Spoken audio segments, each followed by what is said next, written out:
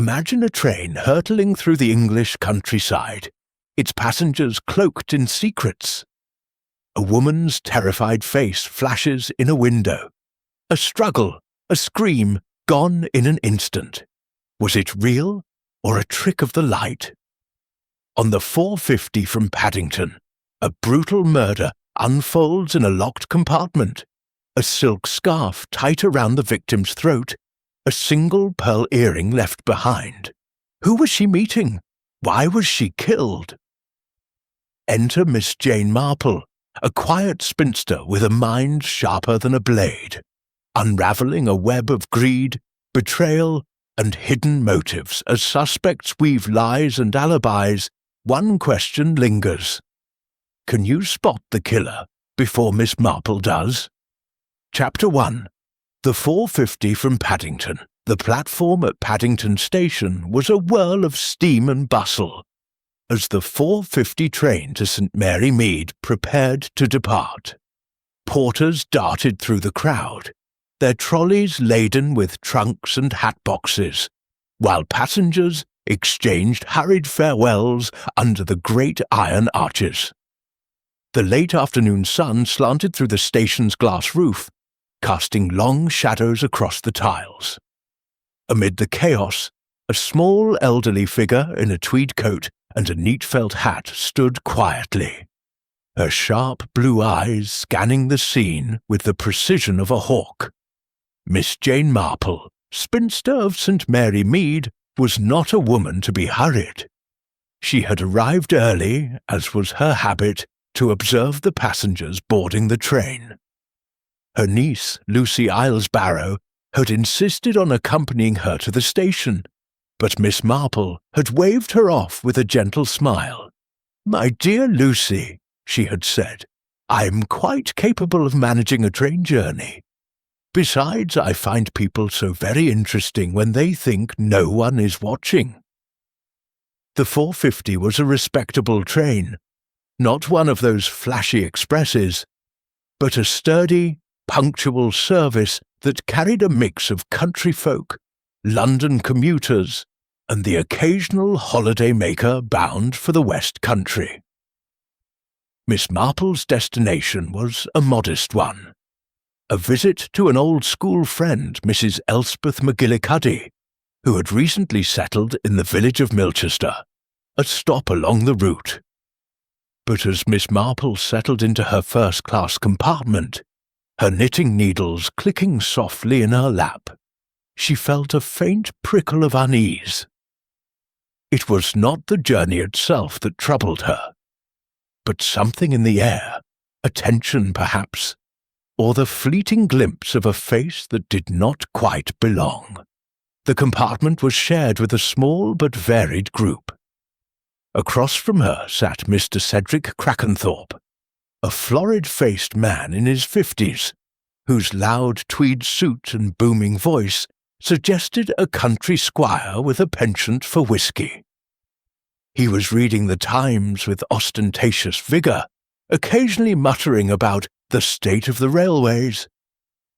Beside him, a young woman, Miss Lavinia Gray, clutched a small leather valise and stared out the window, her pale face taut with some unspoken worry. Opposite her, Dr. John Quimper, a lean, bespectacled physician, scribbled notes in her leather-bound journal, his brow furrowed in concentration.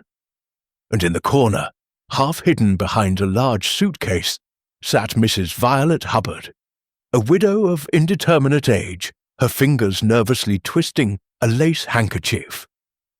Miss Marple noted them all, her eyes lingering on each in turn. She had a knack for seeing what others missed. The slight tremor in a hand, the fleeting glance that betrayed a secret. As the train whistle blew and the carriage lurched forward, she tucked her knitting into her bag and leaned back, her mind already cataloguing the details of her fellow passengers. The journey began pleasantly enough. The countryside rolled past in a blur of green fields and hedgerows, the late summer light gilding the landscape. Mr. Crackenthorpe folded his newspaper and began a loud monologue about the decline of rural estates, directed at no one in particular. Miss Grey responded with polite murmurs, though her eyes remained fixed on the window. Dr. Quimper, absorbed in his notes, paid no attention, while Mrs. Hubbard offered timid smiles and occasional nods. It was at precisely 5:17 p.m., as the train slowed for a bend near the village of Brackhampton, that the first hint of trouble emerged.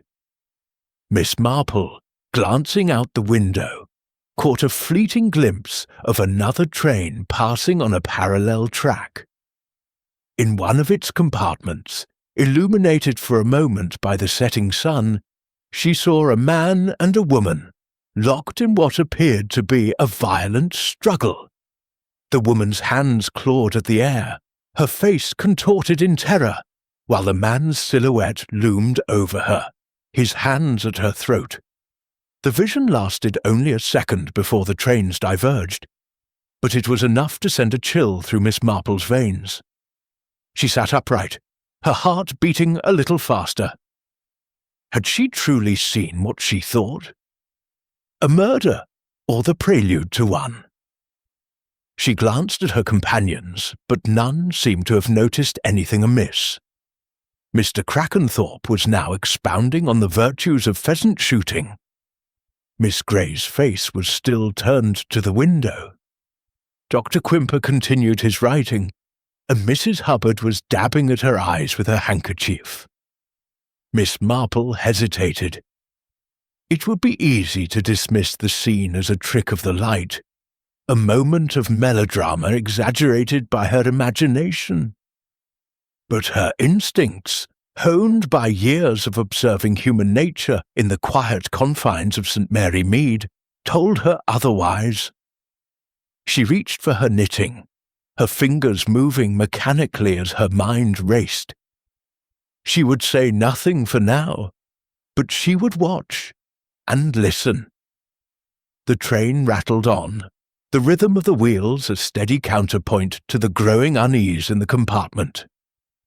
At 5:45 p.m., as the train approached Milchester, the conductor's voice crackled through the carriage, announcing a brief stop. Miss Marple gathered her things, her eyes darting to the others. Mr. Crackenthorpe stood, stretching with a groan, while Miss Grey clutched her valise tighter. Dr. Quimper snapped his journal shut, and Mrs. Hubbard let out a small, nervous sigh. As the train slowed, Miss Marple stepped onto the platform, her mind still fixed on the fleeting image of the struggling figures. She resolved to speak to Mrs. McGillicuddy about it over tea. Surely her friend, with her sharp Scottish pragmatism, would help her decide whether to alert the authorities. But as she turned to wave at the departing train, she saw something that made her pause. Miss Grey, standing alone on the platform, her face pale and her eyes wide with fear, staring after the train as if it carried some terrible secret. Miss Marple's lips tightened. She had seen that look before, in the eyes of those who knew more than they dared to say. As she made her way toward the station exit, her small figure blending into the crowd, she felt the familiar thrill of a puzzle taking shape. Something was amiss on the 4:50 from Paddington, and Miss Jane Marple intended to find out what it was. Chapter 2. The Crime. The platform at Milchester Station was quieter than Paddington, with only a handful of passengers alighting into the cool evening air. The station clock read 5:50 p.m., and the fading light cast long shadows across the cobblestones. Miss Jane Marple, her small suitcase in hand, paused to adjust her hat, her eyes still fixed on Miss Lavinia Grey, who lingered near the platform's edge. Her leather valise clutched tightly to her chest. The young woman's nervous demeanour had not escaped Miss Marple's notice, nor had the way her gaze darted toward the departing train. As if searching for something, or someone, Miss Marple's friend, Mrs. Elspeth McGillicuddy, was waiting just beyond the ticket barrier, her sturdy figure wrapped in a sensible wool coat. "Jane, my dear," she called, her Scottish burr cutting through the evening hum. "You're looking as spry as ever. Was the journey pleasant?" Miss Marple smiled, though her thoughts were elsewhere. "Pleasant enough, Elspeth, though not without its curiosities." She glanced back at Miss Grey, who was now hurrying toward a waiting taxi, her movements jerky and distracted. "Tell me, do you know a Miss Lavinia Grey? She was on my train and she seemed unsettled." Mrs. McGillicuddy frowned, her sharp eyes following Miss Marple's gaze. "Grey? The name's familiar. I believe she's connected to the Crackenthorpe family, distant cousin or some such. They've a big estate near Brackhampton, though it's fallen on hard times. Why do you ask?" Miss Marple's lips pursed. "Oh, just a fancy," she said lightly. But her mind was already turning over the image of the struggling figures she had seen in the passing train. She resolved to say nothing more until she had more to go on. "Should we have tea? I'm quite parched."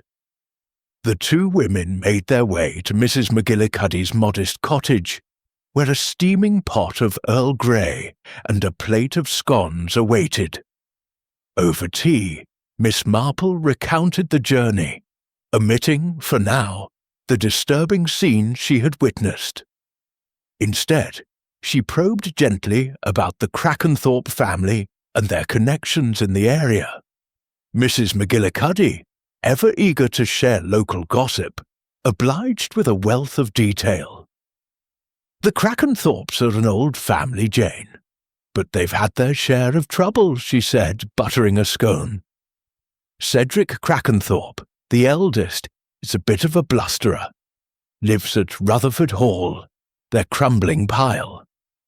There's talk of money troubles, and he's not on the best terms with his siblings. Then there's Emma, his sister, who keeps the house running, and a younger brother, Alfred, who's always in some scrape or other. Lavinia Grey, if I'm not mistaken, is a cousin who visits now and then. And there's a Dr. Quimper, who's been treating old Luther Crackenthorpe, the patriarch, though he's bedridden now." Miss Marple nodded, her knitting needles clicking softly as she listened. The names aligned with her fellow passengers, and she filed away each detail, sensing the threads of a pattern beginning to form. But before she could press further, a sharp knock at the door interrupted them. Mrs. McGillicuddy opened it to find Constable Barnes, a young policeman with a flushed face and an air of urgency. "Begging your pardon, Mrs. McGillicuddy," he said, removing his helmet. "Miss Marple, I was told you'd be here. There's been an incident, a serious one, on the 4:50 train after it left Milchester." Miss Marple's heart quickened, though her expression remained serene. "An incident, Constable. Do tell me more." Barnes shifted uncomfortably. "It's a death, ma'am. A woman found in a second-class compartment when the train reached its next stop at Chipping Cleghorn. Strangled, they say, though the doctor's still examining her. The train's been held, and Inspector Craddock's on his way, but, well, we heard you were on that train, and Mrs. McGillicuddy mentioned you've a knack for noticing things." Mrs. McGillicuddy's eyes widened. "Jane, you didn't say anything about a murder." Miss Marple set down her knitting, her mind racing. "I saw nothing of a murder in my compartment, Constable, but I did observe something peculiar." She described the fleeting scene in the passing train, the man and woman, the struggle, the hands at the throat. "It was only a moment. but it struck me as most distressing. I had intended to speak to the authorities tomorrow, but it seems events have overtaken me."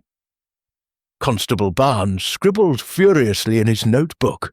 "That's very helpful, Miss Marple. Could you come to the station at Chipping Cleghorn? Inspector Craddock would like to speak with you, and we're questioning all the passengers from the 450.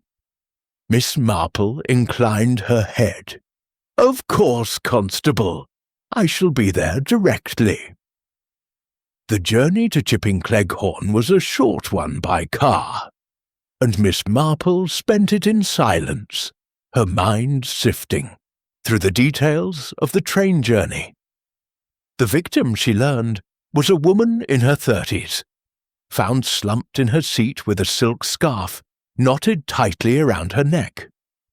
Her identity was unknown, as her handbag contained no papers, only a few personal items, a comb, a lipstick, and a railway ticket from Paddington to Chipping Cleghorn. The compartment had been locked from the inside, though the window was slightly ajar, suggesting the killer might have escaped that way, or wanted it to appear so. At the station, the platform was cordoned off, and the train stood silent, its windows glowing faintly in the dusk. Inspector Craddock, a brisk, dark-haired man with a no-nonsense air, greeted Miss Marple with a mixture of scepticism and respect. "Miss Marple, I've heard of your reputation from Sir Henry Clithering. You've a way of seeing things others miss. What can you tell me about this train?" Miss Marple recounted her observations, including the behaviour of her fellow passengers and the scene in the passing train. Craddock listened intently, his pencil pausing only when she mentioned the struggle. "That's a queer thing," he said. "No other passengers reported seeing anything like it, but we'll look into the other train schedule. For now, let's focus on the victim. She was in a second-class compartment, alone, but your first-class carriage wasn't far off. Did you notice anyone moving between carriages?" Miss Marple shook her head. "Not specifically, Inspector, though the corridor was busy at times. Mr. Crackenthorpe left our compartment briefly at around 5:30, saying he was fetching a drink from the dining car. Miss Gray seemed agitated throughout, and Dr. Quimper was writing in his journal, though I noticed he glanced at his watch several times. Mrs. Hubbard, poor dear, seemed quite nervous, twisting her handkerchief constantly." Craddock nodded, jotting down notes. "We've rounded up the passengers who didn't disembark at Milchester. Crackenthorpe, Gray, Quimper, and Hubbard are all here, along with a few others. The victim's compartment was locked, but the guard says it's not uncommon for passengers to lock their doors for privacy. The scarf used to strangle her was her own by the look of it. Fine silk, expensive." Miss Marple's eyes gleamed. "An expensive scarf, you say? That's most interesting, Inspector. A woman travelling alone, with no identification but carrying a costly item. It suggests a certain status, or perhaps a gift. And the locked compartment. Did the guard see anyone enter or leave it before Chipping Cleghorn?" "Not yet," Craddock admitted. "But we're checking the tickets and interviewing the staff. If you're willing, Miss Marple, I'd like you to sit in on the interviews. You might catch something we miss." Miss Marple inclined her head, her expression demure, but her mind alight with possibilities. The murder was real, the victim unknown, and the suspects were already taking shape. As she followed Craddock to the station's waiting room, where the passengers were gathered, she felt the familiar thrill of a puzzle unfolding. someone on the 4:50 from Paddington had killed, and Miss Jane Marple was determined to find out who. Chapter 3. The Arrival. The waiting room at Chipping Cleghorn Station was a drafty utilitarian space, its walls adorned with faded posters advertising seaside holidays and the virtues of British Rail. A single electric lamp cast a harsh light over the assembled passengers, who sat in a tense semicircle on hard wooden chairs. Miss Jane Marple, seated unobtrusively in a corner, her knitting bag at her feet, observed the group with the quiet intensity of a naturalist studying a rare species. Inspector Craddock stood at the front, his notebook open, his expression one of controlled impatience. The passengers from the 4:50 train were a mixed lot, their faces betraying varying degrees of discomfort and suspicion. Mr. Cedric Crackenthorpe, his florid cheeks flushed with indignation, was loudly proclaiming his innocence to no one in particular. "A murder on my train? Preposterous! I was in my compartment the whole time, except for a quick nip to the dining car. Ask anyone." Miss Lavinia Gray sat rigidly, her hands clasped tightly around her valise, her eyes darting nervously toward the door. Dr. John Quimper, his journal tucked under his arm, maintained a cool, professional demeanour, though Miss Marple noted the slight tightening of his jaw when Craddock mentioned the victim. Mrs. Violet Hubbard, her lace handkerchief now a crumpled mess, dabbed at her eyes and murmured about the shock of it all. 2 additional passengers had been detained.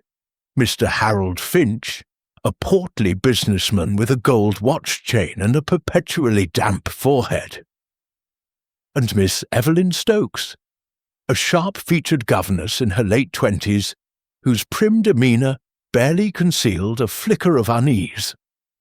The train's guard, Mr. Thomas Wilson, stood by the door, his cap in hand, looking as though he wished to be anywhere else. Inspector Craddock cleared his throat. "Ladies and gentlemen, I apologize for the inconvenience, but a serious crime has been committed. A woman was found dead in a second-class compartment, strangled with her own scarf. We're working to identify her, but for now, I need your cooperation. Miss Marple, who was on the train, has kindly agreed to assist. She has a reputation for noticing details." Miss Marple inclined her head, her expression one of mild surprise, as if she were merely a guest at a tea party. But her eyes, bright and unyielding, missed nothing. She noted the way Mr. Crackenthorpe's bluster faltered for a moment, the way Miss Gray's fingers tightened on her valise, the way Dr. Quimper's gaze flicked toward Mrs. Hubbard. Small things, perhaps, but to Miss Marple, they were as telling as a shouted confession. Craddock began with the guard. "Mr. Wilson, you checked the tickets after Milchester. Did you notice anything unusual about the second-class compartments?" Wilson, a wiry man with a nervous tic, shook his head. "Nothing out of the ordinary, sir. The lady in compartment B12 was alone when I passed through at 5:40. She was alive then, I swear it. Looked a bit pale, mind, but she handed me her ticket without a word." "And you didn't see anyone enter or leave her compartment?" Craddock pressed. "No, sir. The corridor was quiet after Milchester. Most passengers were settled in their seats." Miss Marple's knitting needles paused. "Mr. Wilson," she said gently, "you mentioned the lady looked pale. Did she seem distressed in any way? Or perhaps expectant, as if waiting for someone?" Wilson hesitated, scratching his chin. "Well, now you mention it. She did keep glancing at her watch, and she had a scarf, a fancy silk one, draped over her lap, like she was fidgeting with it." Miss Marple nodded, filing the detail away. A woman alone, checking her watch, clutching a scarf. Expectant, perhaps, or afraid. She turned her attention to the passengers as Craddock moved on to Mr. Crackenthorpe. "Mr. Crackenthorpe, you said you left your compartment for the dining car. What time was this, and did you see anything unusual in the corridor?" Crackenthorpe puffed out his chest. "I stepped out around 5:30, Inspector. Needed a drink, train journeys are dashed tedious. The corridor was empty, save for a porter lugging a suitcase. I was back in my seat by 5:45, just before the Milchester stop. Ask Miss Gray. She was there the whole time." Miss Gray flinched, her eyes meeting Craddock's briefly before dropping to her lap. I don't recall exactly," she said, her voice barely above a whisper. "I was looking out the window, but Mr. Crackenthorpe did leave for a short while." Miss Marple's gaze softened, but her mind was sharp.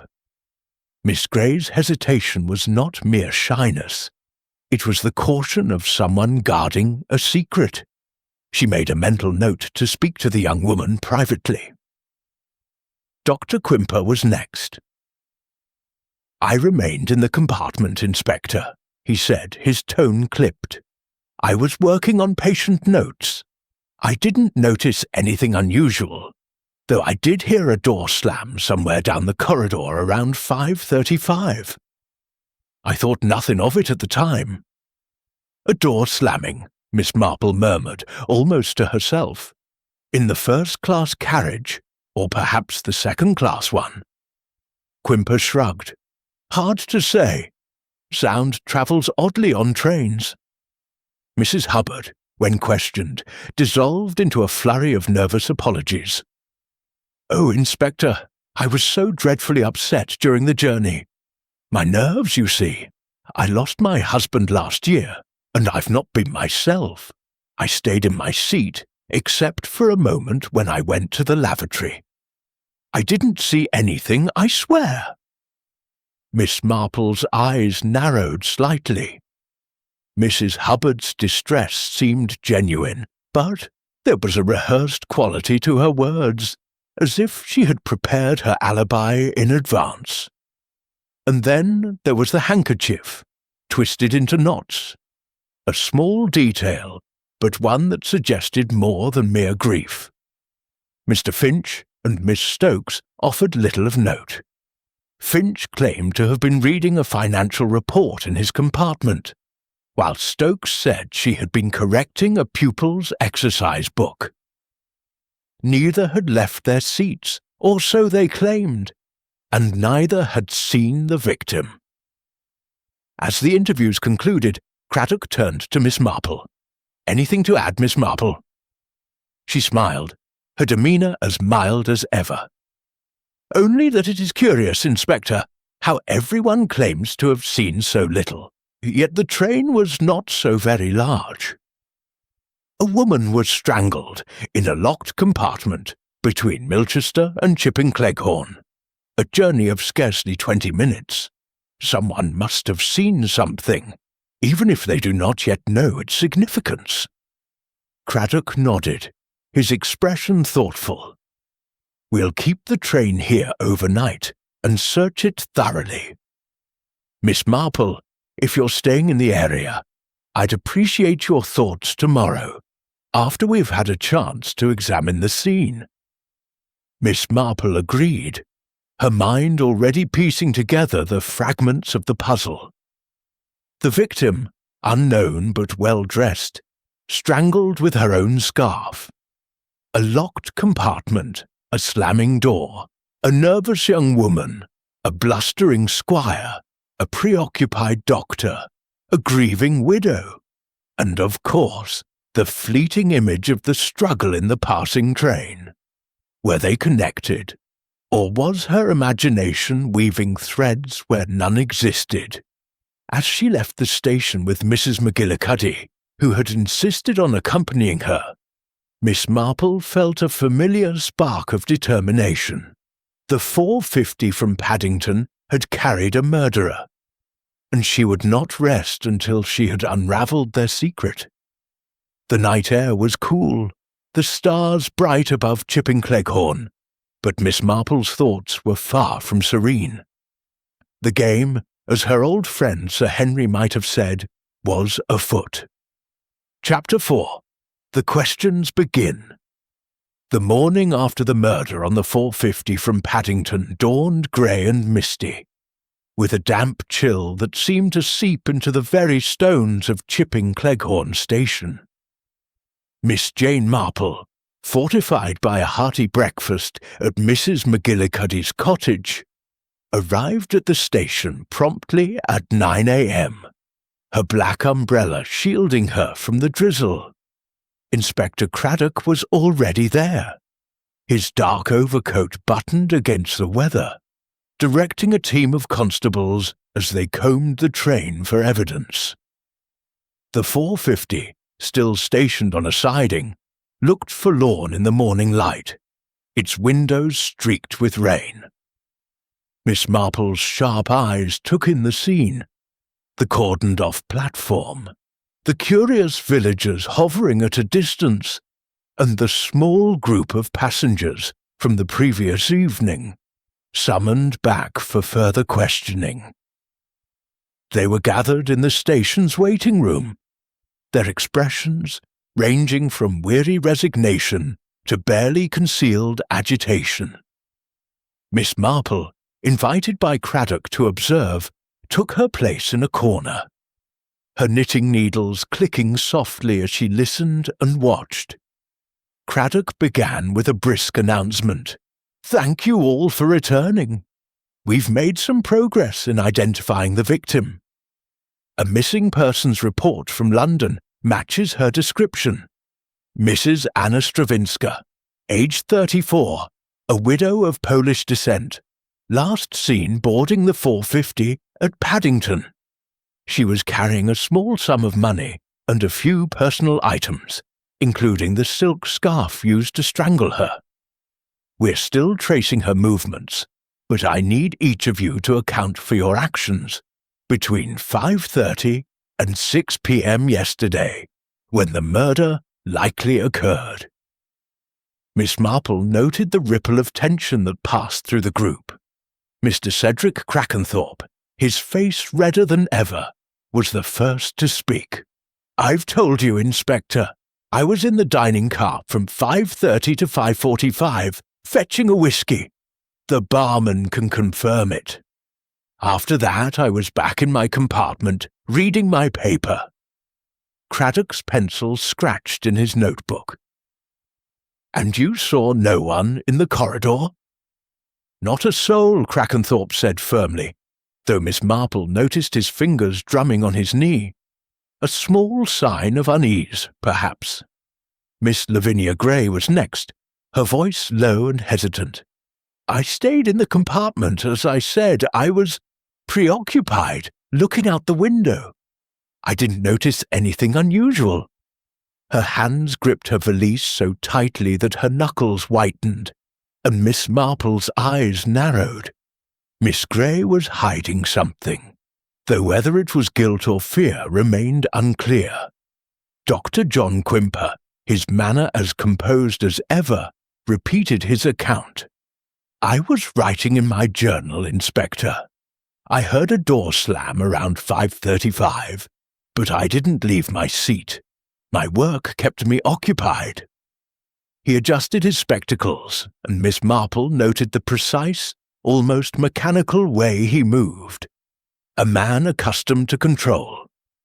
Mrs. Violet Hubbard, her handkerchief now a sodden rag, dabbed at her eyes. "I was in the compartment, except for a brief visit to the lavatory around 5:40. I saw nothing, Inspector, nothing at all. It's all so dreadful." Her voice trembled, but Miss Marple detected a note of exaggeration, as if Mrs. Hubbard were playing the part of the grieving widow a little too earnestly. Mr. Harold Finch, the businessman, mopped his brow with a monogrammed handkerchief.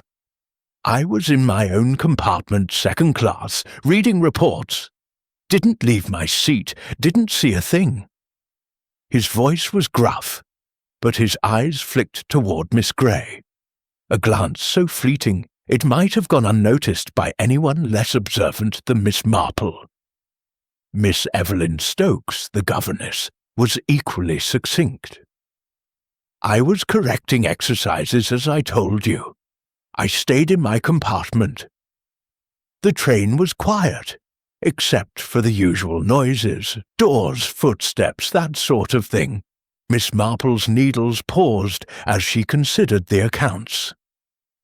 Each passenger claimed to have remained in their place, yet a woman had been strangled in a locked compartment only a few doors away. The timing was tight, between Milchester at 5:45 and Chipping Cleghorn at 6:05, a window of 20 minutes. The killer had acted swiftly, silently, and with chilling precision. Craddock turned to the guard, Mr. Wilson, who stood nervously by the door. "You checked Mrs. Stravinska's ticket at 5:40. Did you see her again after that?"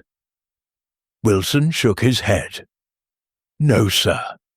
I passed through the second-class carriage again just before Chipping Cleghorn, but her door was locked. I thought she was resting. Didn't know she was, well, you know." Miss Marple spoke up, her voice soft but clear.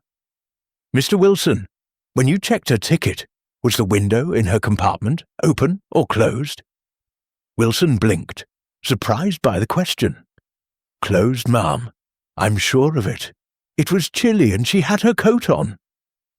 Miss Marple nodded, her mind turning over the detail. The window, found slightly ajar after the murder, suggested the killer might have opened it to create the impression of an escape, or to dispose of something. But what? And why? Craddock moved on to the physical evidence. "We found a few items in Mrs. Stravinska's compartment. Her handbag, containing a comb, lipstick, and railway ticket. The silk scarf, knotted tightly around her neck, and a single pearl earring, lying on the floor near her seat. The other earring is missing, which is odd, as her ears were pierced, and she was wearing none when found." Miss Marple's eyes brightened. A missing earring was precisely the sort of detail she loved. A small, seemingly trivial clue that might unlock the entire puzzle. "Inspector," she said, "might I see the compartment? I find that the scene of a crime often speaks louder than the witnesses." Craddock hesitated, then nodded. "Very well, Miss Marple, but it's not a pleasant sight." The second-class compartment was small and cramped, its upholstery worn but clean. Mrs. Stravinska's body had been removed, but the air still held a faint oppressive weight. Miss Marple stepped inside, her eyes scanning every detail. The scuffed leather seat, the narrow window, the overhead luggage rack. The pearl earring, now in an evidence bag, was shown to her by a constable. It was small but exquisite, with a delicate gold setting. A piece of jewellery that spoke of wealth, or perhaps a sentimental gift. Miss Marple knelt carefully, peering under the seat. "Inspector, have your men checked here?" she asked, pointing to a small gap between the seat and the wall. Craddock frowned. "Not yet. It's a tight space." With a gentle smile, Miss Marple produced a crochet hook from her bag and deftly manoeuvred it into the gap. After a moment, she withdrew it, revealing a tiny scrap of paper caught on the hook. It was a torn corner of a letter, bearing the words, "Meet me at," in elegant handwriting. Craddock's eyes widened. "Good heavens, Miss Marple! How did you know to look there?" "Oh, I didn't know, Inspector," she said modestly. but people are careless when they're in a hurry, and murderers are often the most careless of all. The scrap of paper was sent for analysis, but Miss Marple's mind was already racing. A meeting, a rendezvous, perhaps planned in advance. Was Mrs. Stravinska expecting someone in that compartment? And if so, why had no one seen her visitor? As they returned to the waiting room, Miss Marple's gaze lingered on Miss Grey, who was now whispering urgently to Dr. Quimper. The doctor's expression was unreadable, but his hand rested briefly on Miss Grey's arm. A gesture of reassurance, or something more. Miss Marple filed it away, along with the other fragments of the puzzle. The slamming door, the missing earring, the nervous widow, the blustering squire. The interviews concluded, Craddock dismissed the passengers, but asked them to remain in Chipping Cleghorn for further questioning. As Miss Marple stepped into the misty morning, her umbrella raised, she felt the weight of the mystery settling around her.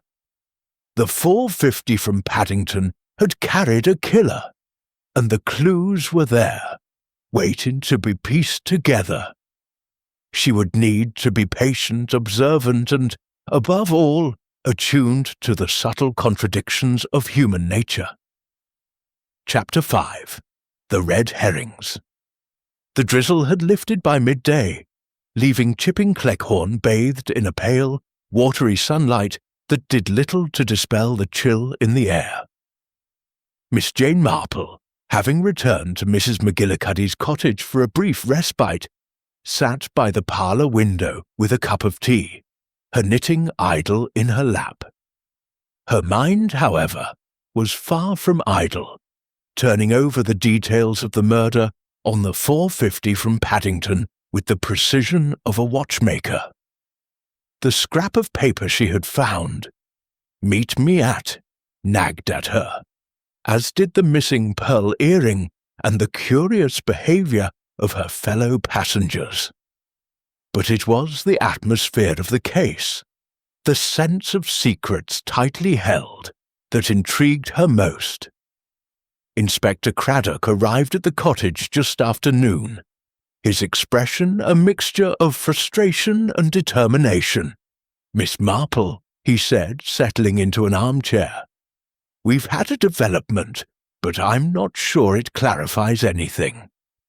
The barman in the dining car confirms Mr. Crackenthorpe was there from 5:30 to 5:45, just as he said. But we've also found a witness, a porter at Milchester, who saw a man loitering near the second-class carriages just before the train left. He can't describe him clearly, but he swears the man wasn't a passenger. Could be our killer, slipping on and off the train." Miss Marple's eyes gleamed. "A mysterious stranger, Inspector?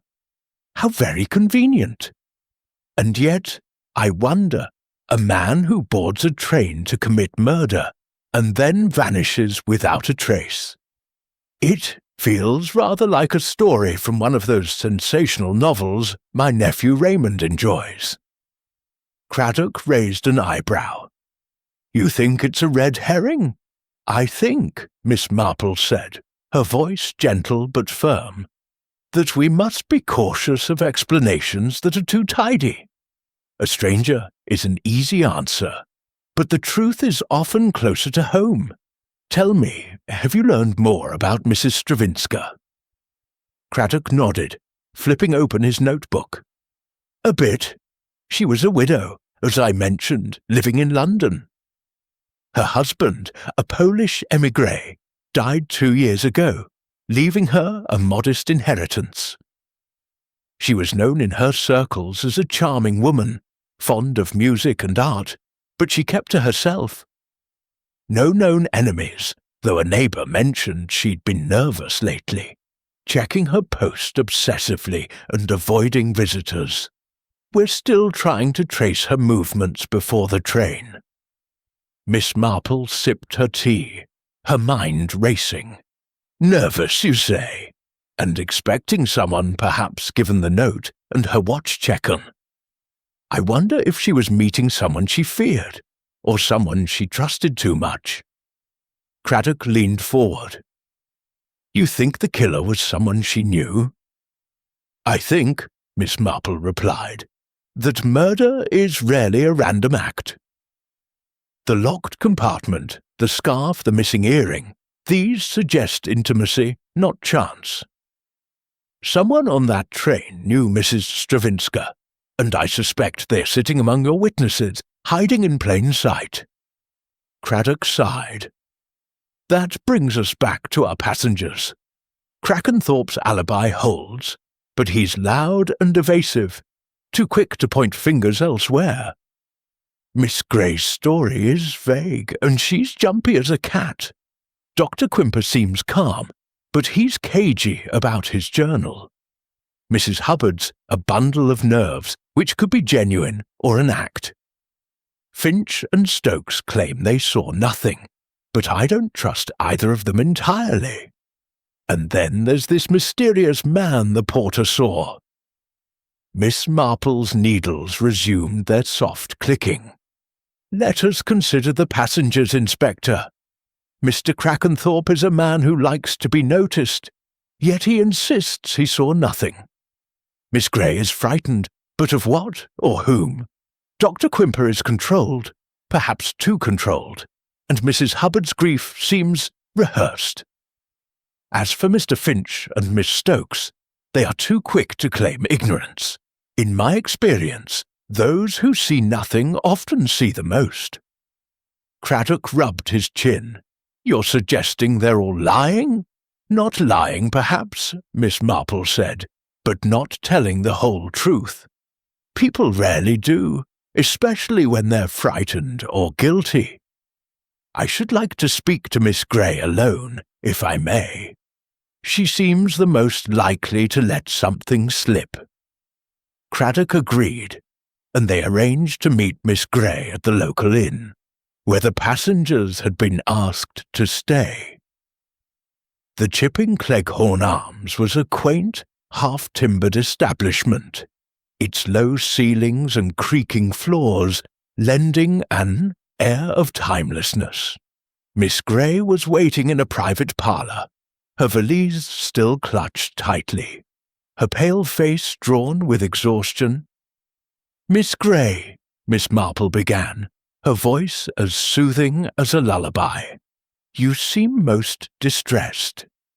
I wonder if there is something you wish to share. Something that might help us understand what happened to poor Mrs. Stravinska.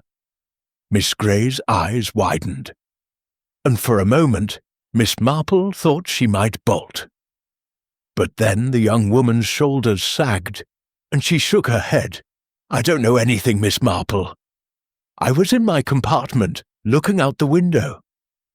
I didn't even know her. Miss Marple's gaze softened, but her question was precise. And yet, you seemed so anxious on the platform at Milchester, staring after the train.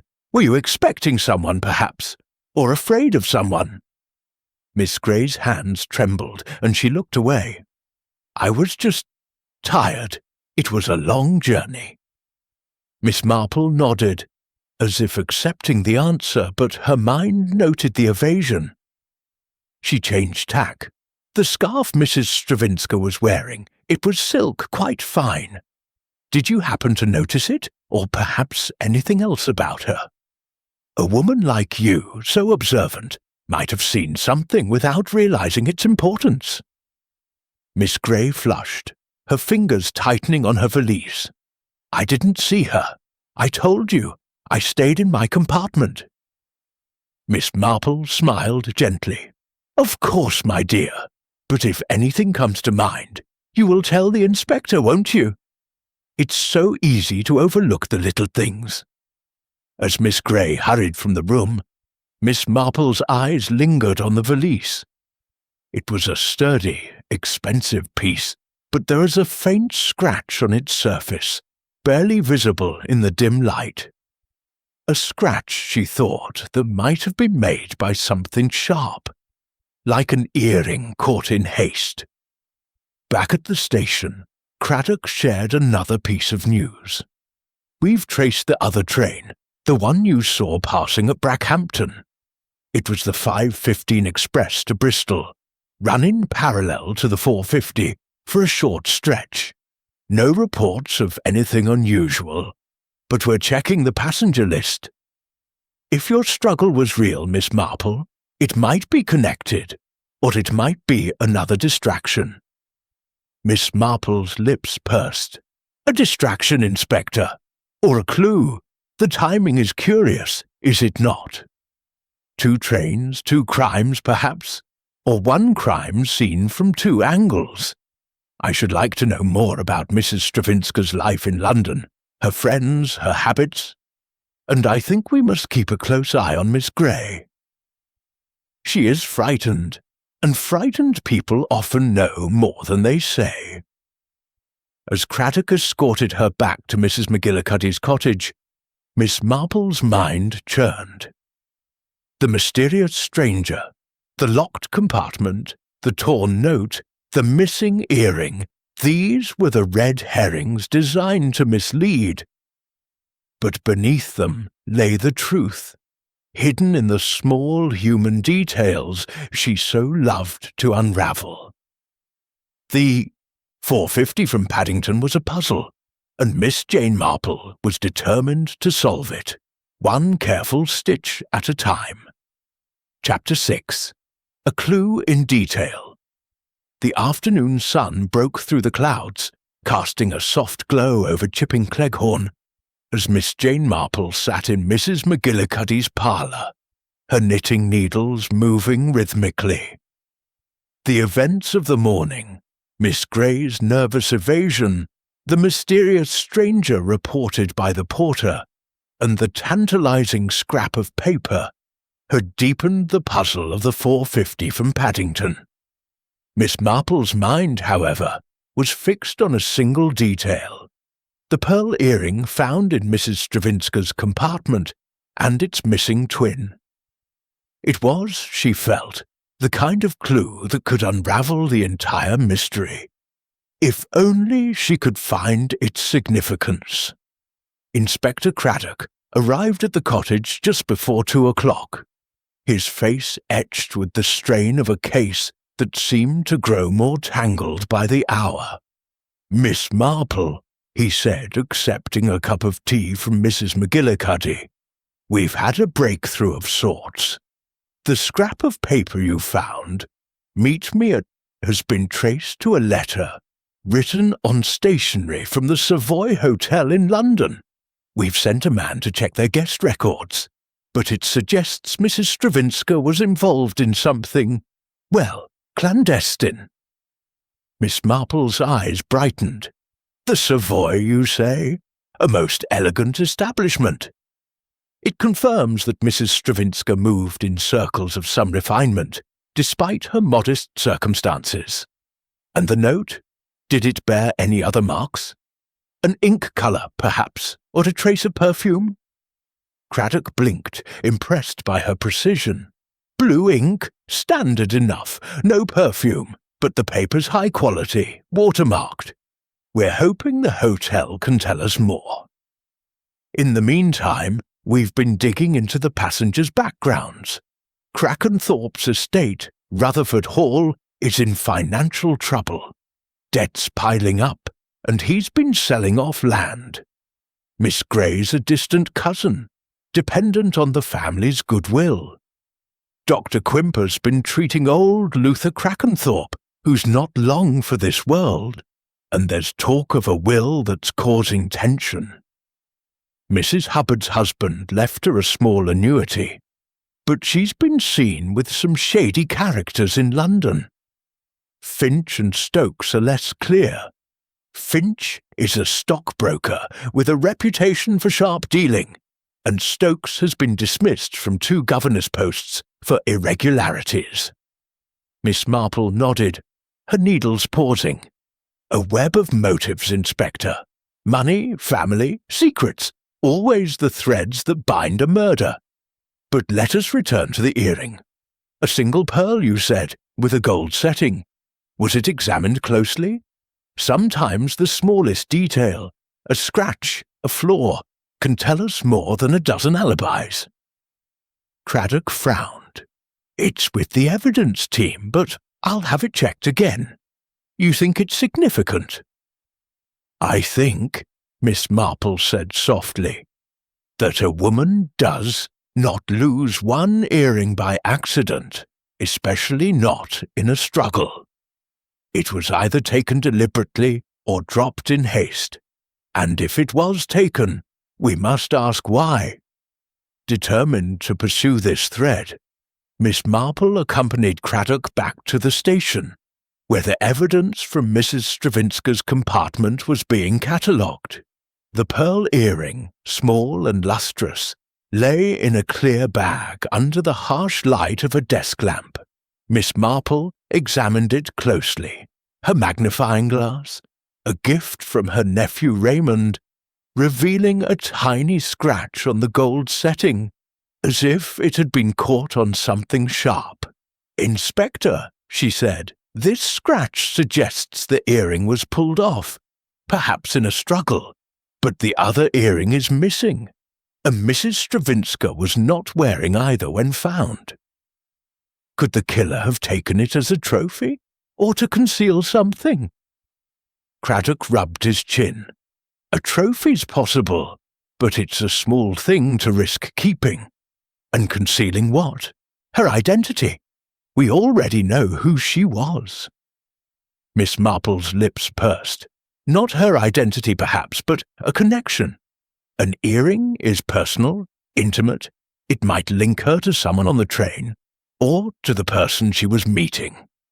Back at the Chipping Cleghorn Arms, where the passengers were still quartered, Miss Marple requested a private word with Dr. Quimper. The doctor, his lean face impassive, met her in the inn's quiet lounge, his journal tucked under his arm. Miss Marple's approach was gentle, almost grandmotherly, but her questions were sharp. "Dr. Quimper," she began, "you mentioned hearing a door slam around 5:35. Was it a heavy sound, like a compartment door? Or lighter, like a lavatory door?" Quimper's eyes flickered, but his voice remained steady. "Heavy, I'd say. A compartment door, most likely. I was focused on my notes, so I didn't think much of it." "And your notes," Miss Marple continued, her tone mild, "they must be most absorbing to keep you so occupied during such a journey. Are they medical in nature, or perhaps personal?" Quimper's jaw tightened, just for a moment. "Medical, of course. Patient records, confidential. I'm sure you understand." Miss Marple smiled, but her eyes were keen. "Oh, quite. Confidentiality is so important. But I wonder, did you know Mrs. Stravinska? A woman of her elegance might have consulted a doctor in London, perhaps someone with your reputation." "I never met her," Quimper said quickly, too quickly. "My practice is in Brackhampton, not London. Now, if you'll excuse me, I have work to do." As he left, Miss Marple noted the slight tremor in his hand as he gripped his journal. A small thing, but significant. She recalled the way he had touched Miss Grey's arm the previous day.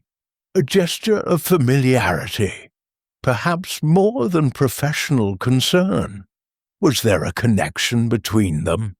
And did it extend to Mrs. Stravinska? Later, Miss Marple spoke to Mrs. Hubbard, who was sitting, alone in the inn's dining room, her handkerchief now a limp, tear-soaked rag. "Mrs. Hubbard," Miss Marple said kindly, "you mentioned your nerves. It must be dreadful to be so close to such a tragedy. Did you happen to notice Mrs. Stravinska on the train? Perhaps when you visited the lavatory?" Mrs. Hubbard's eyes widened, and she shook her head vigorously. No, I didn't see her. I kept to myself, Miss Marple. I was so upset, you see, My late husband, he used to love train journeys." Her voice trailed off into a sob, but Miss Marple's gaze lingered on the handkerchief. It was lace, finely made, but there was a small tear at one corner, as if it had been caught on something or someone. Returning to the station, Miss Marple shared her observations with Craddock. "The earring, Inspector, is the key. It was not lost by accident, and I believe Dr. Quimper and Miss Gray know more than they are saying. Their behaviour, small gestures, glances, suggests a shared secret. And Mrs. Hubbard's handkerchief, it is torn, as if it caught on something sharp. Perhaps an earring?" Craddock's eyes narrowed.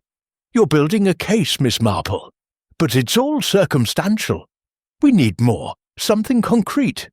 Miss Marple nodded, her expression serene. "Patience, Inspector. The truth is like a skein of wool. Tangled at first, but with careful work, it unravels. I suggest you look into Dr. Quimper's journal. It may hold more than medical notes." As the day drew to a close, Miss Marple stood on the platform, gazing at the silent train. The earring, the note, the torn handkerchief. These were the threads of the puzzle, and they were beginning to form a pattern. The 450 from Paddington had carried a murderer, and Miss Jane Marple was closer than ever to discovering who it was. Chapter 7. More lies surface. The evening shadows lengthened over Chipping Cleghorn, as Miss Jane Marple sat in the cosy parlour of Mrs. McGillicuddy's cottage, her knitting needles idle for once. The day's revelations, the Savoy stationery, the scratched pearl earring, the torn handkerchief, had deepened the mystery of the 450 from Paddington, but Miss Marple's mind was alight with possibilities. She sensed that the truth was beginning to emerge, like a photograph developing in a dark room, but the image was still blurred by half-truths and evasions. The passengers, she was certain, were hiding more than they admitted, and the key to the murder lay in their secrets. Inspector Craddock arrived just after 7, his face etched with the weariness of a man grappling with too many leads and too few answers. He settled into an armchair, gratefully accepting a cup of tea from Mrs. McGillicuddy. "Miss Marple," he said, "we've had a development, but it's raised more questions than answers. The Savoy confirmed that Mrs. Anna Stravinska stayed there 2 nights ago, in a suite paid for by an anonymous party. The staff recall her meeting a man in the hotel lounge, a tall, well-dressed fellow, but they couldn't identify him, and we've checked Dr. Quimper's journal, as you suggested. It's mostly medical notes, but there's a page torn out, dated the day of the murder. He claims it was an error, but I'm not convinced." Miss Marple's eyes gleamed. "A torn page, Inspector? How very suggestive. And this man at the Savoy, could he be the mysterious stranger the porter saw at Milchester? Or perhaps someone closer to our circle of suspects?" Craddock frowned. "That's the trouble. The descriptions don't match any of our passengers exactly, but they're vague enough to fit almost anyone. Crackenthorpe's too loud to be discreet. Quimper's too thin. Finch is too stout. And yet, I can't shake the feeling we're being led astray." Miss Marple nodded, her fingers tracing the edge of her teacup.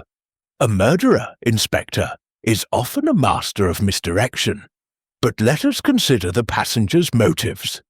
Mr. Crackenthorpe's debts, Miss Gray's dependents, Dr. Quimper's connection to the Crackenthorpe will, Mrs. Hubbard's shady acquaintances. Each has a reason to conceal the truth. And then there is the earring. I cannot help but think it holds the key." Determined to probe further, Miss Marple accompanied Craddock to the Chipping Cleghorn Arms, where the passengers were still under observation. The inn's dining room was a tense tableau, the suspects seated at separate tables, their faces betraying a mix of unease and defiance. Miss Marple, her demeanour as unobtrusive as ever, requested a word with Mrs. Violet Hubbard, whose nervous manner had intrigued her from the start. Mrs. Hubbard, her lace handkerchief now a crumpled relic, looked up with a start as Miss Marple approached. "Oh, Miss Marple, it's all so dreadful," she began, her voice quavering. "I can't sleep thinking of that poor woman." Miss Marple sat beside her, her tone gentle but probing. "It is dreadful, Mrs. Hubbard. I couldn't help but notice your handkerchief, so finely made, yet torn. Did it catch on something during the journey, perhaps?" Mrs. Hubbard's eyes widened, and she clutched the handkerchief tightly. "Torn? Oh, it's nothing. Just an old thing, always getting caught on my brooch. I didn't notice anything on the train, I swear." Miss Marple's smile was kind, but her gaze was sharp. "Of course, my dear. But you mentioned visiting the lavatory around 5:40. Did you pass the second-class carriages on your way? A woman like Mrs. Stravinska, with her elegant scarf, might have caught your eye." Mrs. Hubbard's hands trembled, and she looked away. "I didn't see her. I told the inspector. I kept to myself. My nerves. Ever since my husband passed, I've been so fragile." Miss Marple noted the tremor in her voice, the way her eyes darted toward the door. Mrs. Hubbard was frightened, but of what? Guilt or something else? As the widow excused herself, Miss Marple's attention shifted to Mr. Harold Finch, the stockbroker, who was sitting alone, his gold watch chain glinting in the lamplight. "Mr. Finch," she said, approaching his table, "you mentioned reading reports during the journey.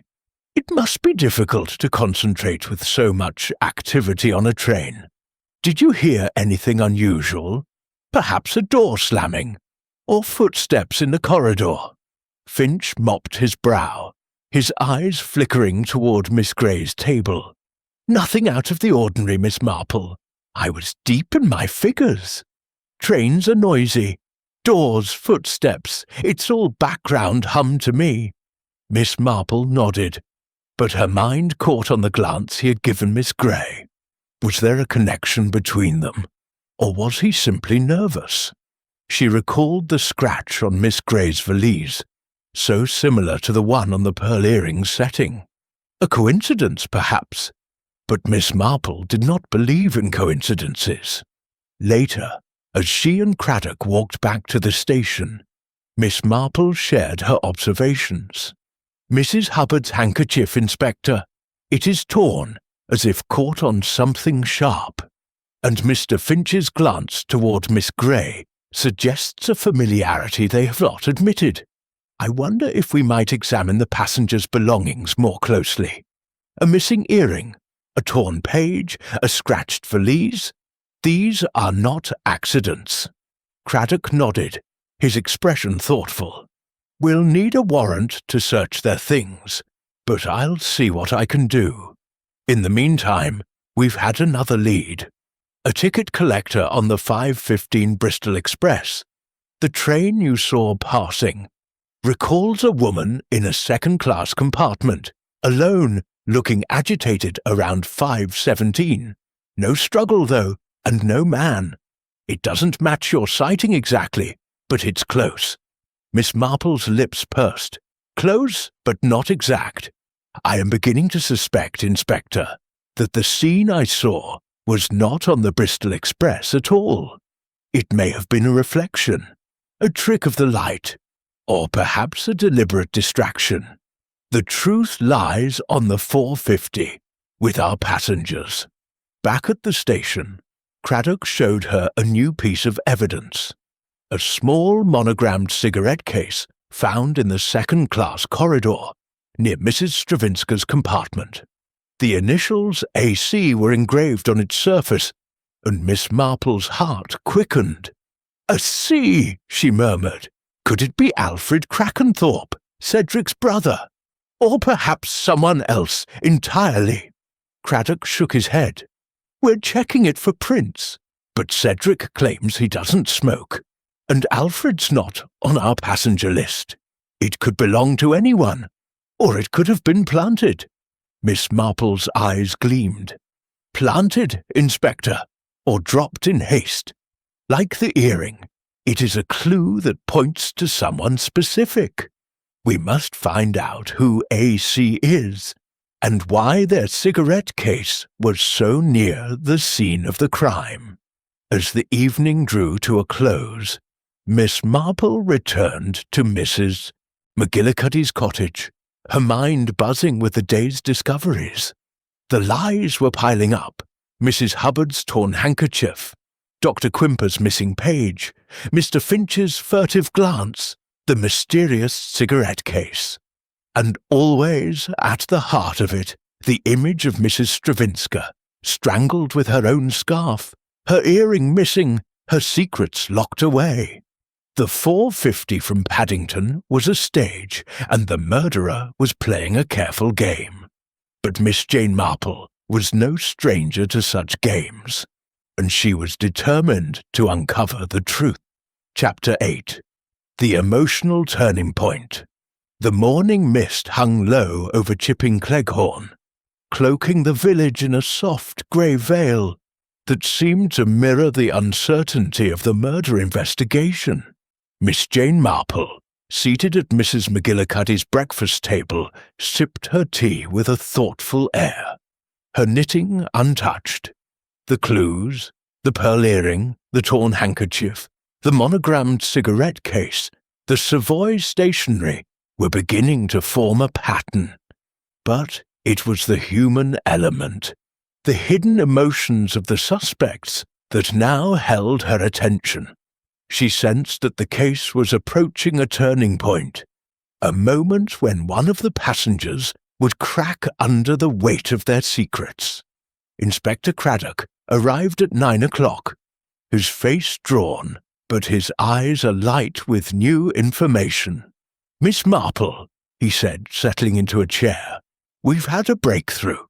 The cigarette case with the initials AC belongs to Alfred Crackenthorpe, Cedric's younger brother. He wasn't on the passenger list, but we've confirmed he was in London the day of the murder and has no alibi for the time of the 4:50's journey. We're bringing him in for questioning this afternoon. And there's more. The Savoy's guest records show that Mrs. Stravinska's suite was paid for by a man using the name A. Carter. We're trying to trace him, but it's likely a pseudonym." Miss Marple's eyes gleamed. "Alfred Crackenthorpe, you say? And A. Carter? How curious that the initials match. A coincidence, perhaps, but I am wary of coincidences. Have you learned anything more about Mrs. Stravinska's connections to our passengers?" Craddock nodded. "We've dug deeper into her background. She was a regular at art galleries and music recitals in London, often seen with a man matching Alfred Crackenthorpe's description. Tall, charming, a bit of a rogue. There's also a rumour she was involved in a dispute over a family heirloom, something about a set of pearls. It might explain the earring." Miss Marple's fingers twitched, as if reaching for her knitting. "Pearls, Inspector? That is most suggestive. A single pearl earring, scratched as if torn off in a struggle, and now a connection to a family heirloom. I wonder if Miss Grey, as a Crackenthorpe cousin, might know something about this. She has been so very nervous."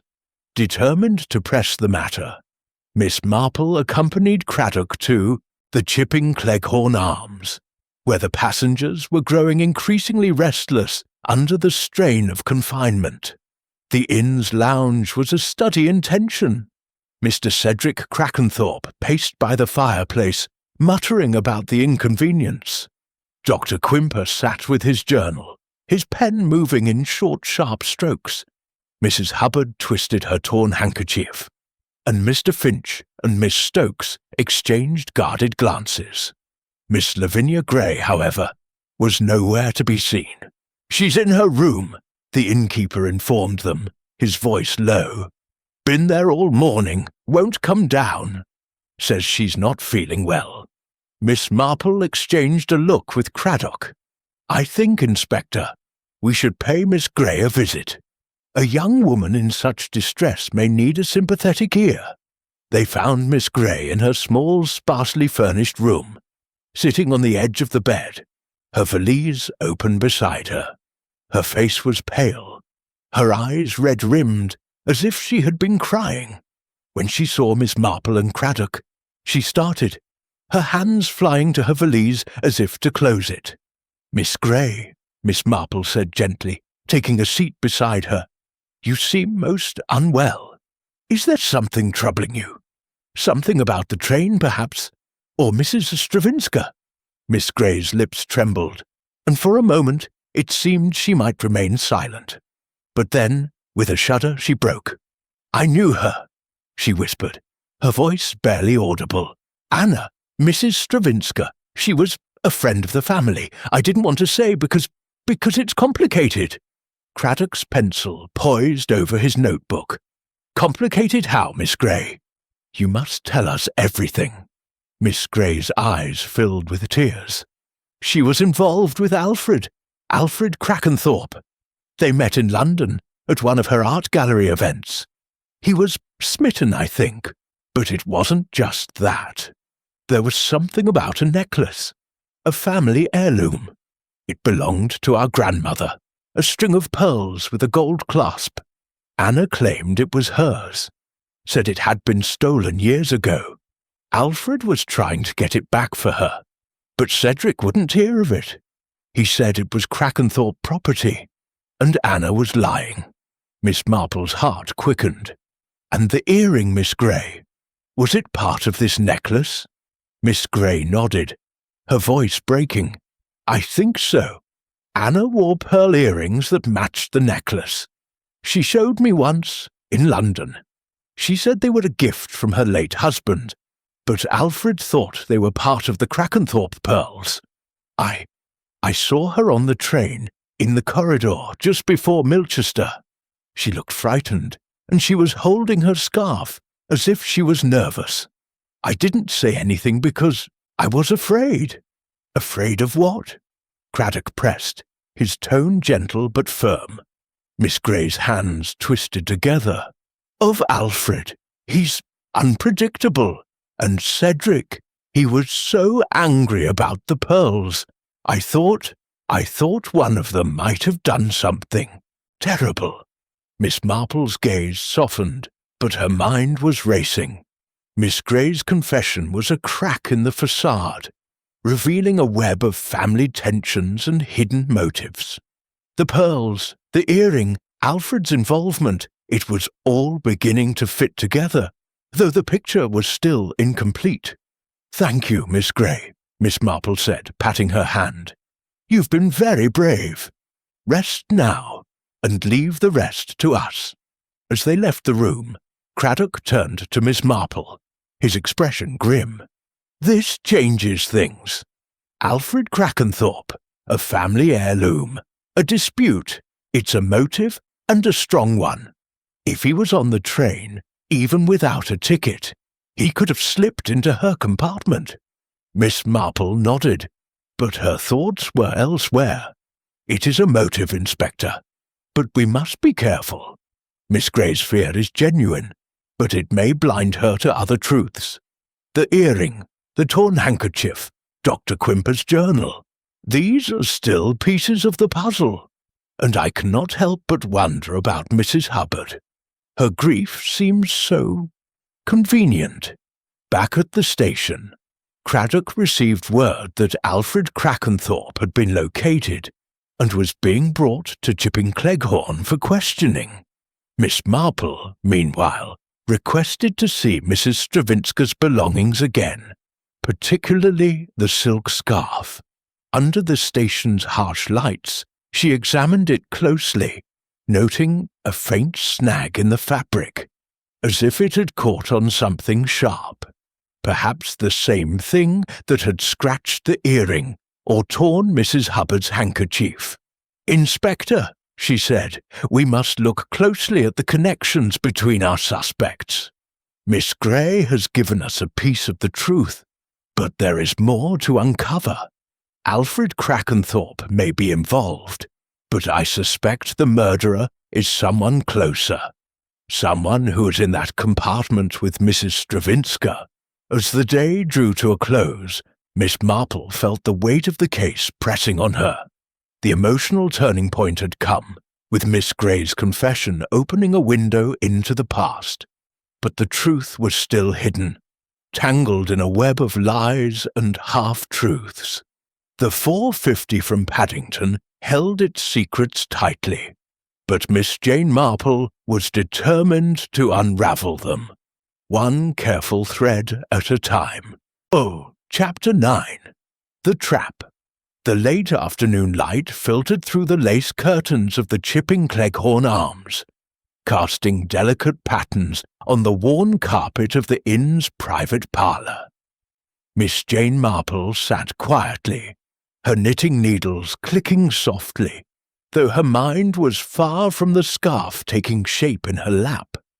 The confession from Miss Lavinia Gray had shifted the investigation, casting a spotlight on Alfred Crackenthorpe and the disputed family pearls. Yet Miss Marple sensed that the truth was still elusive, hidden behind a carefully constructed web of misdirection. The time had come, she decided, to set a trap, one that would force the murderer to reveal themselves through their own words or actions. Inspector Craddock, looking more haggard than ever, joined her in the parlour, his notebook bulging with scribbled notes. "Miss Marple," he began, "Alfred Crackenthorpe is here. We've questioned him, and he's a slippery one. Admits to knowing Mrs. Stravinska, but claims he hasn't seen her in weeks. Says he was in London, meeting a business associate at the time of the murder. No one can confirm his alibi, and that cigarette case with his initials is damning, but we've no direct evidence he was on the train." Miss Marple's eyes gleamed. No direct evidence, perhaps, but the circumstantial evidence is mounting. The cigarette case, the pearls, Miss Gray's fear, these point to a connection. But I wonder, Inspector, if we might gather all the suspects together. A little pressure, applied carefully, can sometimes loosen the tightest lips. Craddock raised an eyebrow. "You want to bring them all in? Like a showdown?" "Not a showdown, Inspector," Miss Marple said with a gentle smile. "A conversation. People reveal themselves when they think they're defending their innocence. Let us invite them here, to the inn, and discuss the case openly. I have a few questions that may unsettle them." Craddock agreed, and arrangements were made to summon the passengers.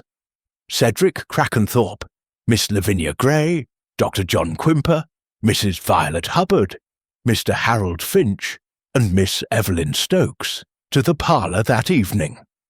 Alfred Crackenthorpe, under police supervision, would also attend. Miss Marple spent the intervening hours reviewing the clues in her mind. The pearl earring, scratched and solitary, the torn handkerchief, the cigarette case with AC, the Savoy stationery, and the fleeting image of the struggle in the passing train. Each was a thread in the tapestry, but the pattern was not yet complete. At 8 o'clock, the parlour was crowded with the suspects, their faces a mix of irritation, anxiety, and defiance. Cedric Crackenthorpe stood by the fireplace, his florid face flushed with indignation. "This is outrageous," he blustered. "Keeping us here like common criminals." Miss Gray sat rigidly, her valise at her feet, her eyes darting toward Alfred, who lounged in a chair with a studied nonchalance. Dr. Quimper, his journal closed, maintained his usual calm, though his fingers tapped restlessly. Mrs. Hubbard clutched her handkerchief, her eyes red-rimmed. Finch mopped his brow, and Stokes sat primly, her sharp features set in a mask of disapproval. Craddock began, his voice firm. "Thank you for coming. We're close to solving the murder of Mrs. Anna Stravinska, but we need your help to clarify a few points. Miss Marple, who has been assisting us, has some observations to share." Miss Marple set her knitting aside, her demeanour as mild as ever. "My dear friends," she began, her voice soft but clear, "a terrible crime was committed on the 4:50 from Paddington. Mrs. Stravinska was strangled in a locked compartment, her pearl earring left behind, her scarf used as the weapon. Each of you was on that train, and each of you, I believe, knows more than you have told." A murmur of protest rippled through the room, but Miss Marple raised a hand. "Let us start with the earring. A single pearl, scratched, as if torn off in a struggle. Miss Grey, you told us Mrs. Stravinska claimed it was part of a family heirloom, disputed by the Krakenthorpes. Mr. Alfred, you knew her well. Did you recognize the earring?" Alfred's smile was thin. "I knew Anna, yes, but I didn't notice her earrings. She was fond of jewellery, always wearing something fine." "I wasn't on the train, Miss Marple, so I couldn't have seen it." Miss Marple's eyes narrowed slightly. "And yet, your cigarette case was found near her compartment. A curious coincidence, is it not?" Cedric snorted. "Coincidence? Alfred's always been careless. Probably dropped it weeks ago, and it ended up on the train." Miss Marple turned to Mrs. Hubbard. "Your handkerchief, Mrs. Hubbard. It is torn, as if caught on something sharp. Perhaps an earring, or something else in the second-class corridor." Mrs. Hubbard gasped, her hand flying to her mouth. "I told you, it was my brooch. I didn't go near that compartment." Miss Marple's gaze shifted to Dr. Quimper. "And you, Doctor, heard a door slam at 5:35, yet you remained in your compartment, writing in your journal. A page is missing from that journal, dated the day of the murder. Might it contain something you did not wish us to see?" Quimper's face remained impassive, but his voice was tight. "A clerical error, nothing more. My notes are private, Miss Marple." Miss Marple nodded, then addressed the group as a whole. "A woman was murdered, and the clues point to someone in this room. The note, 'Meet me at,' suggests Mrs. Stravinska was expecting someone. The earring, the cigarette case, the torn handkerchief, these are not accidents. Someone here knows the truth, and I believe they are beginning to feel the weight of it." The room fell silent, the air thick with tension. Then, to everyone's surprise, Miss Grey stood, her face pale but resolute. "I can't bear it any longer," she said, her voice trembling. "I saw someone in the corridor just before Milchester. It was Alfred, I'm sure of it. He was near the second-class carriages, looking furtive.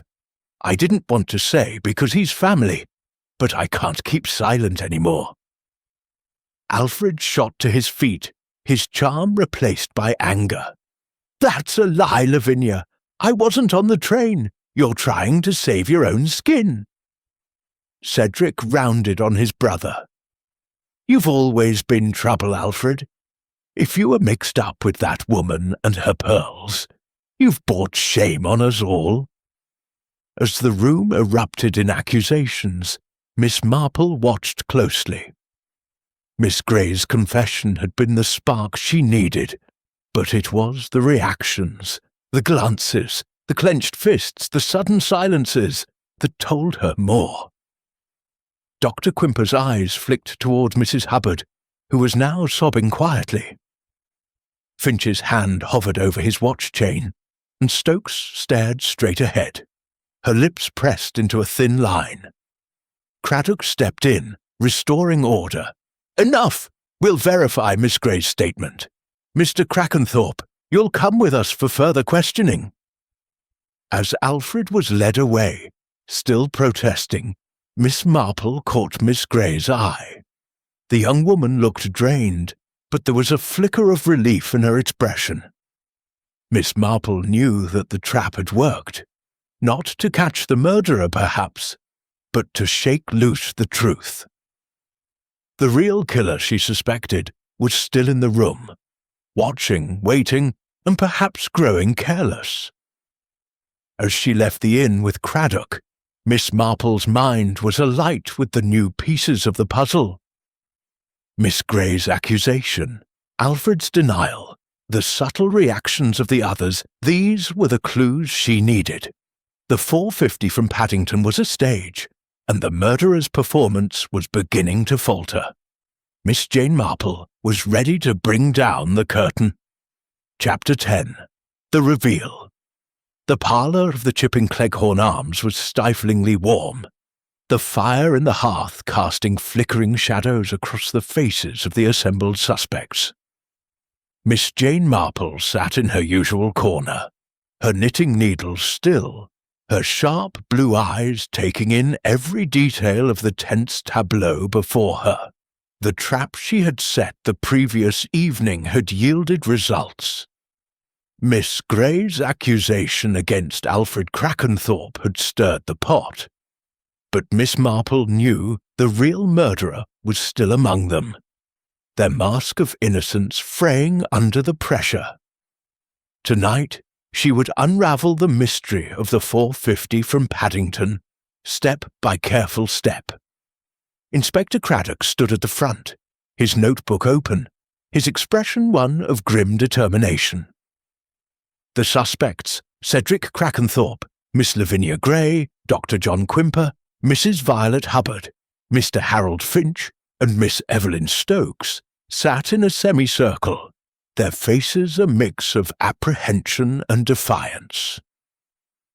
Alfred Crackenthorpe, under police supervision, slouched in a chair, his earlier charm replaced by a sullen scowl. The air was thick with anticipation, as if the room itself knew a reckoning was at hand.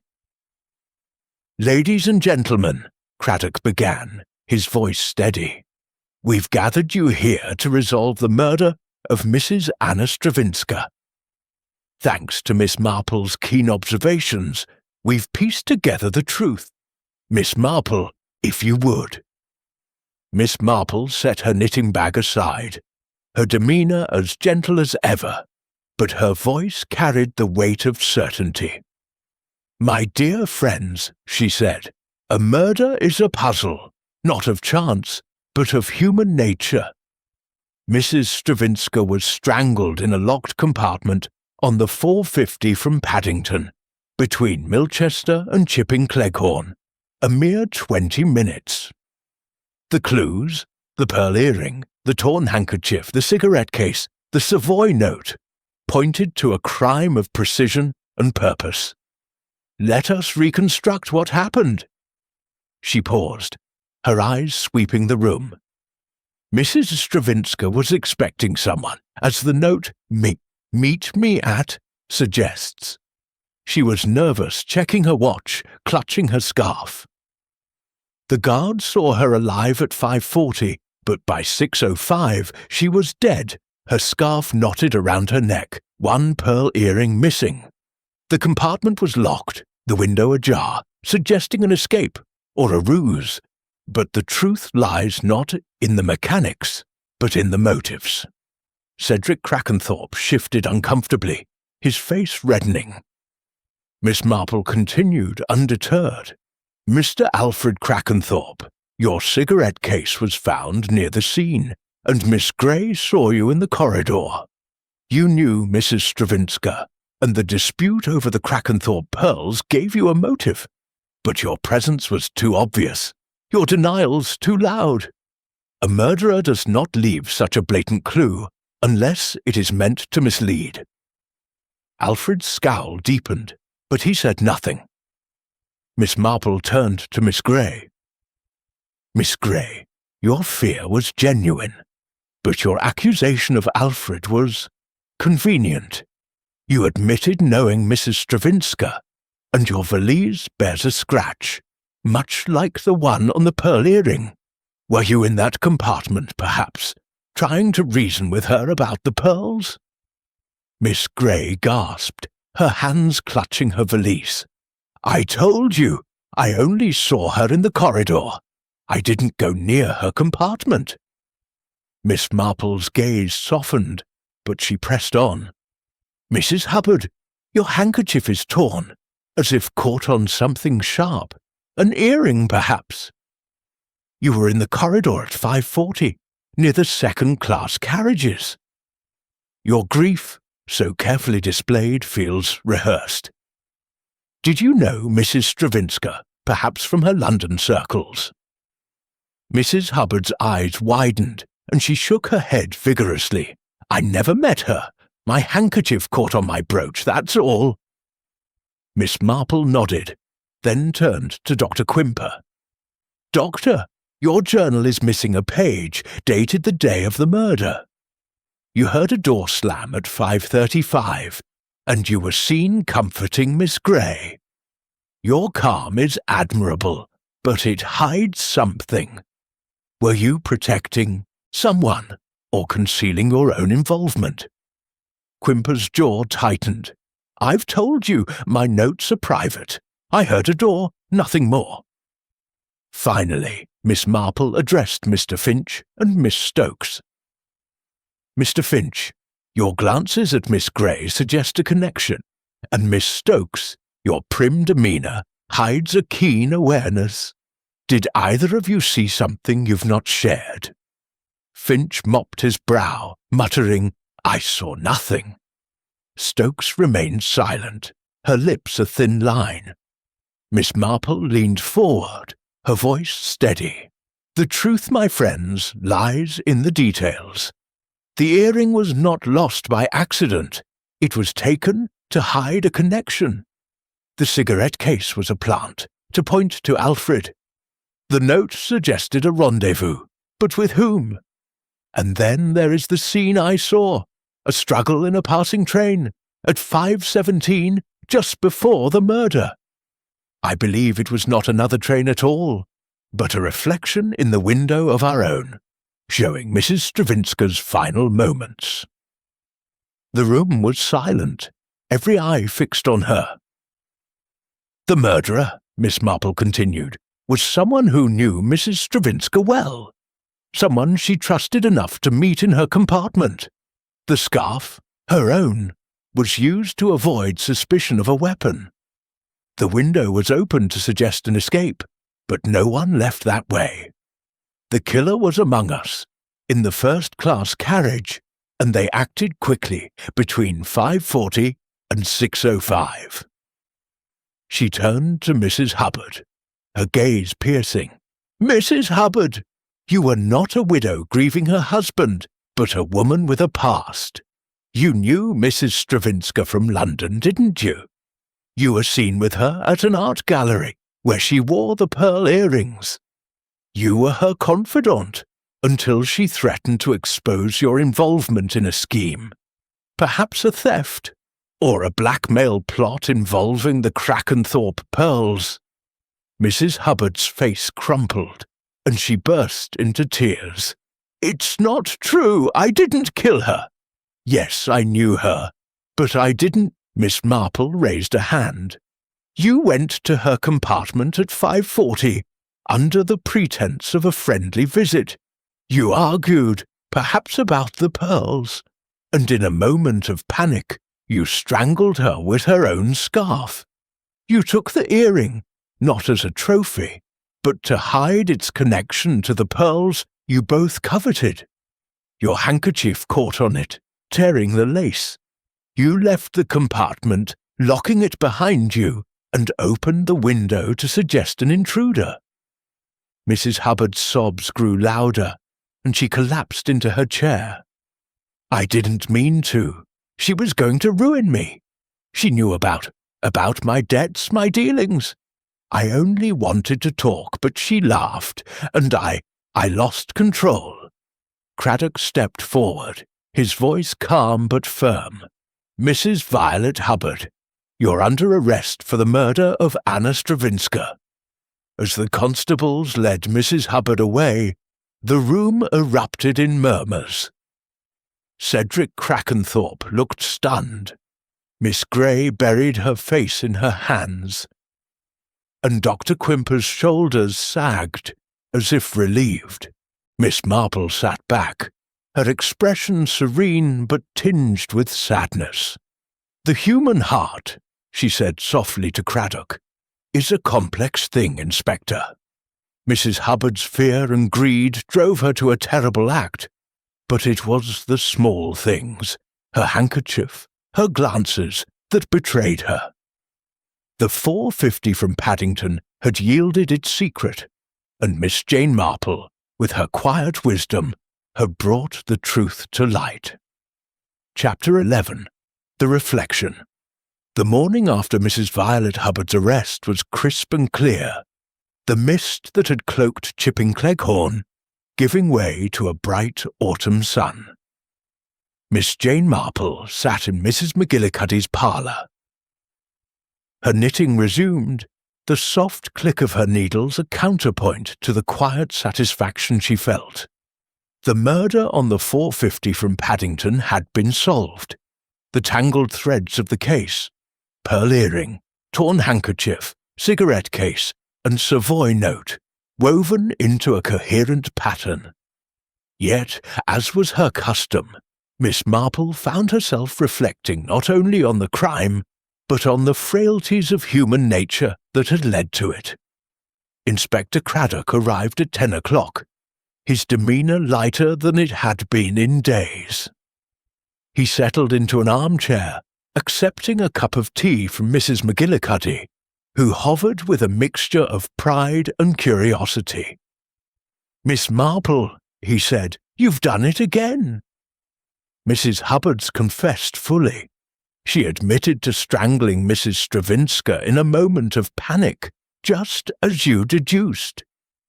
She's been taken to the county jail, and we're gathering evidence for the trial.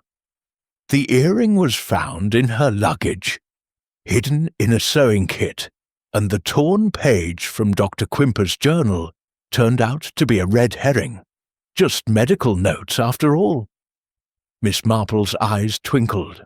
"I'm glad to hear it, Inspector, though I must confess I was not entirely certain about Dr. Quimper's journal.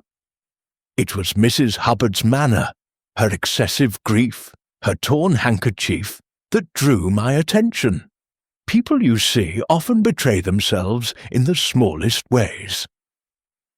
Craddock leaned forward, his notebook closed for once. "What I don't understand is how you were so sure it was her." The cigarette case pointed to Alfred. Miss Grey's accusation seemed credible, and the mysterious man at the Savoy threw us off.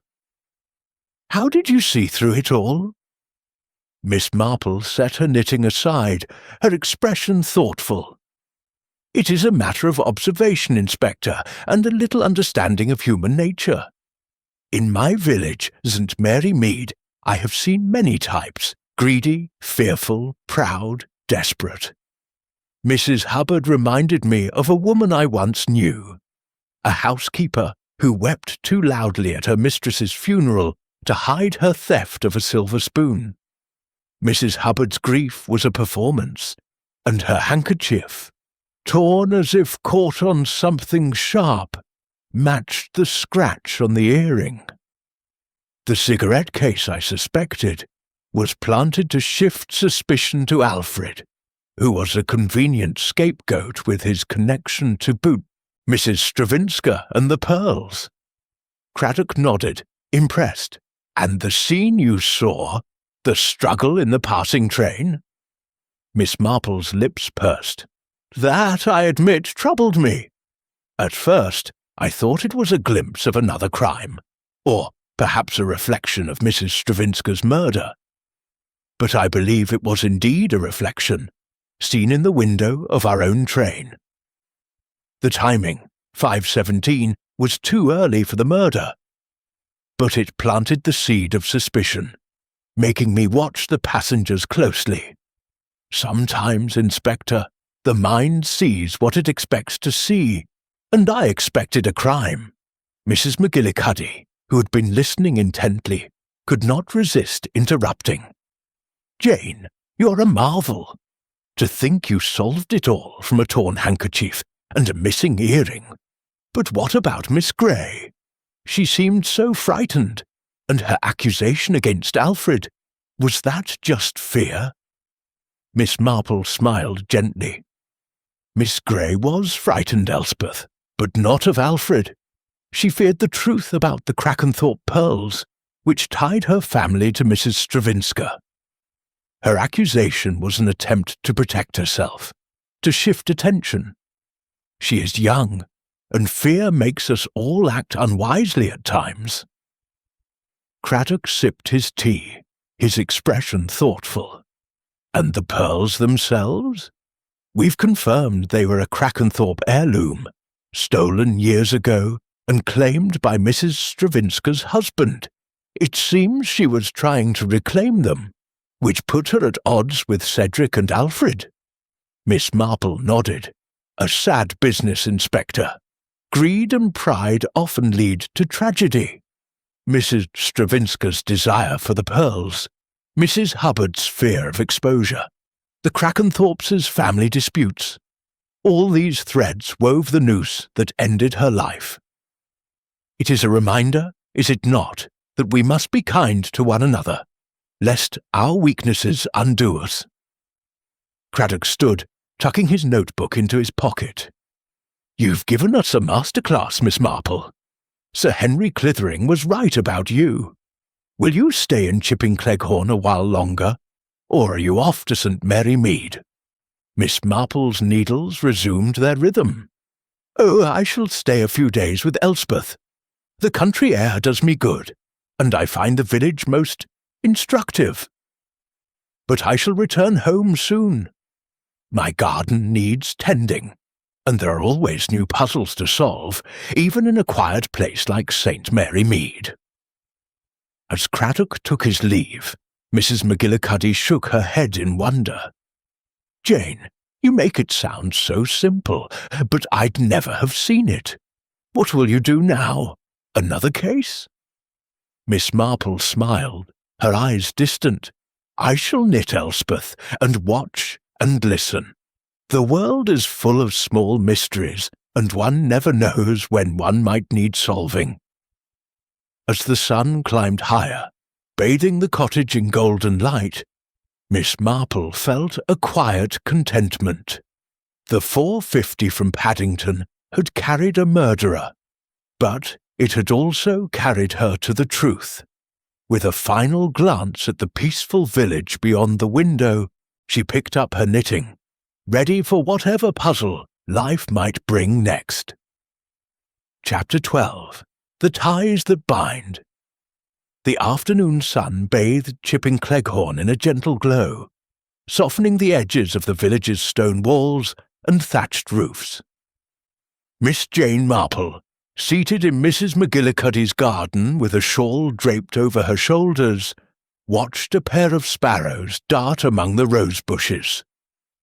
Her knitting lay untouched in her lap, for her mind was still occupied with the aftermath of the murder on the 4:50 from Paddington. Mrs. Violet Hubbard's confession had closed the case, but Miss Marple knew that every crime left ripples, connections and consequences that lingered long after the guilty were brought to justice. Inspector Craddock arrived at the cottage just after lunch, his step lighter but his expression thoughtful. He carried a small parcel wrapped in brown paper, which he set on the garden table. "Miss Marple," he said, taking a seat, "I thought you'd like to know the latest developments. Mrs. Hubbard's trial is set for next month, and her confession is holding up." We've also uncovered more about her connection to Mrs. Stravinska.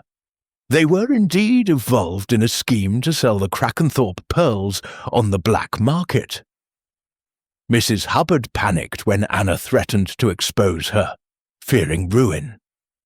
Miss Marple nodded, her eyes fixed on the sparrows. Poor Mrs. Hubbard. Greed and fear are such powerful motives, Inspector. But what of the pearls themselves? Have they been recovered? Craddock unwrapped the parcel, revealing a small velvet box. Inside lay a string of pearls, their lustre softened by age, with a gold clasp engraved with the Krakenthorpe crest. These were found in Mrs. Hubbard's luggage, hidden in a false compartment. They matched the description of the family heirloom. Cedric Krakenthorpe's been making noises about claiming them, but there's a legal battle brewing with Anna's estate. It's a messy business. Miss Marple's lips pursed. Messy, indeed. The pearls have caused nothing but trouble, have they not? And what of Miss Grey? She was so frightened, poor child. Has she recovered from the ordeal? Craddock sighed. She's staying with relatives in Brackhampton, trying to distance herself from the Krakenthorpe mess. She admitted to knowing about the pearls, but swears she had no part in the scheme. I believe her. She's too timid to be involved in something so sordid. Alfred Krakenthorpe, on the other hand, is still under scrutiny. His cigarette case was a plant, as you suspected, likely by Mrs. Hubbard to throw us off. He's no saint, but he's not our murderer. Miss Marple's fingers traced the edge of her shawl. And Dr. Quimper? His journal, his glances at Miss Grey? There was something there, I felt. Craddock chuckled. You don't miss much, do you? Quimper's admitted to a fondness for Miss Grey. Nothing improper, he says, just a quiet admiration. He was protective of her during the investigation, which explains his behaviour. The missing page in his journal was just a draft of a letter to her, never sent. Embarrassing, perhaps, but not criminal. Miss Marple smiled faintly. Human nature, Inspector, is rarely simple. We all have our secrets, our small affections and fears. It is what makes us so fascinating and so fallible. They sat in companionable silence for a moment, the garden alive with the hum of bees and the rustle of leaves. Then Craddock spoke, his tone curious. Miss Marple, you said the scene you saw, the struggle in the passing train, was a reflection. How did you know it wasn't real? It could have been another crime, or a coincidence. Miss Marple's eyes twinkled. Oh, it troubled me greatly at first, Inspector. But the timing, 5:17, well before the murder, made it unlikely. And the angle of the light, the way the trains passed so briefly, suggested a reflection in our own window. I believe I saw Mrs. Stravinska and Mrs. Hubbard, perhaps arguing before the fatal moment. It was a glimpse of the truth, distorted by glass and circumstance. In St. Mary Mead, I once saw a similar trick of the light, a reflection in a shop window that made a perfectly innocent conversation look like a quarrel. One learns to trust one's instincts, but also to question one's eyes. Craddock shook his head in admiration. You're a wonder, Miss Marple. Sir Henry Clithering warned me you'd see things I'd miss, and he wasn't wrong. What will you do now? Back to St. Mary Mead? Miss Marple's gaze drifted to the horizon. Soon, Inspector. I have a few more days with Elspeth, and then I shall return home. My garden is calling, and there are always little puzzles to solve, even in a quiet village. A lost cat, a neighbour's quarrel. These are the threads of life, are they not? Craddock stood, tipping his hat. "You've earned a rest, Miss Marple, but I suspect you'll find another mystery before long. If you do, I hope I'm there to see you solve it." As he left, Miss Marple picked up her knitting, her needles resuming their familiar rhythm. The case of the 450 from Paddington was closed, but its lessons lingered. The ties that bound the suspects, greed, fear, loyalty, love, were the same ties that bound all humanity. In her quiet way, Miss Marple had unravelled them, revealing the truth beneath. As the sparrows flitted away, she smiled, content in the knowledge that the world, with all its complexities, was never beyond her understanding. Chapter 13. The Echoes of Truth.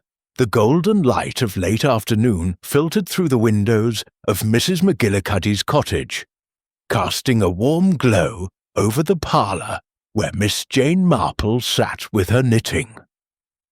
The case of the 450 from Paddington was resolved, with Mrs. Violet Hubbard in custody, and the Crackenthorpe pearls returned to their rightful owners, or at least to the courts that would decide their fate. Yet Miss Marple's mind, ever active, lingered on the echoes of the case. The small human moments that had revealed the truth and the lingering questions that remained. Mrs. McGillicuddy bustled in with a tray of tea and scones, her face alight with curiosity. "Jane, you've been quiet all day," she said, setting the tray down. "Are you still thinking about that dreadful murder? It's all anyone in Chipping Cleghorn can talk about. Mrs. Hubbard, of all people. I'd never have guessed." Miss Marple smiled, her needles clicking softly. "It is often the quiet ones, Elspeth, who carry the heaviest secrets. Mrs. Hubbard's grief was a mask, but it was her handkerchief, torn by the pearl earring, that betrayed her. In St. Mary Mead, I once knew a woman who hid her theft of a neighbour's brooch behind tears and a torn apron. The patterns are always there, if one looks closely." Mrs. McGillicuddy shook her head, pouring the tea. "You make it sound so simple, Jane, but I'd have been fooled by her sobs. What about the others, Miss Grey, Dr. Quimper, that dreadful Alfred Crackenthorpe? Are they all innocent?" Miss Marple's eyes twinkled. "Innocent of murder, perhaps, but not of secrets. Miss Grey was frightened, caught in the web of her family's disputes over the pearls. Dr. Quimper's affection for her clouded his judgment, though he meant no harm. And Alfred, well, he is a rogue, but not a killer. His cigarette case was a clever distraction, planted by Mrs. Hubbard to shift suspicion." As they sipped their tea, the door-knocker sounded, and Inspector Craddock stepped into the parlour, his hat in hand. "Miss Marple," he said, "I hope I'm not intruding. I've got a few updates, and I thought you'd want to hear them before you leave for St. Mary Mead." Miss Marple gestured to a chair. "Not at all, Inspector. Please, sit. What news do you bring?" Craddock settled in, accepting a cup of tea. "We've wrapped up the loose ends. Mrs. Hubbard's full confession has cleared up the details. She and Mrs. Stravinska were partners in a scheme to sell the Crackenthorpe pearls, which Anna's late husband had acquired years ago. When Anna threatened to go to the authorities, claiming the pearls were rightfully hers, Hubbard panicked. She arranged to meet Anna on the train, hoping to convince her to stay silent. The argument turned violent and, well, you know the rest." Miss Marple nodded, her expression thoughtful. "And the earring, was it indeed part of the Crackenthorpe pearls?" "It was," Craddock confirmed. "We've matched it to the necklace. Same craftsmanship, same gold setting. Hubbard took it to hide the connection, but she couldn't bring herself to dispose of it. kept it in her sewing kit, of all places. Miss Marple's lips pursed. A sentimental mistake, or perhaps a guilty one. People often cling to the very things that betray them. And the reflection I saw, the struggle in the basal what's passing train. Craddock leaned forward. That's the one piece we can't fully explain. The Bristol Express, the 5:15, had no reports of a struggle, and the timing doesn't quite fit. I think you were right. It was a reflection in your own train's window. A glimpse of Mrs. Stravinska and Mrs. Hubbard in the corridor, just before the murder. The light played a trick, making it seem like another train. Miss Marple's needles paused. A trick of the light, yes, but a useful one. It set me watching, Inspector, and sometimes that is enough. In my village, I once solved a theft because of a shadow on a wall. Small things, you see, can lead to great truths. Craddock chuckled. You've a way of making the impossible seem obvious, Miss Marple. We've also looked into the other passengers. Cedric Crackenthorpe's debts are real, but he had no direct link to the murder.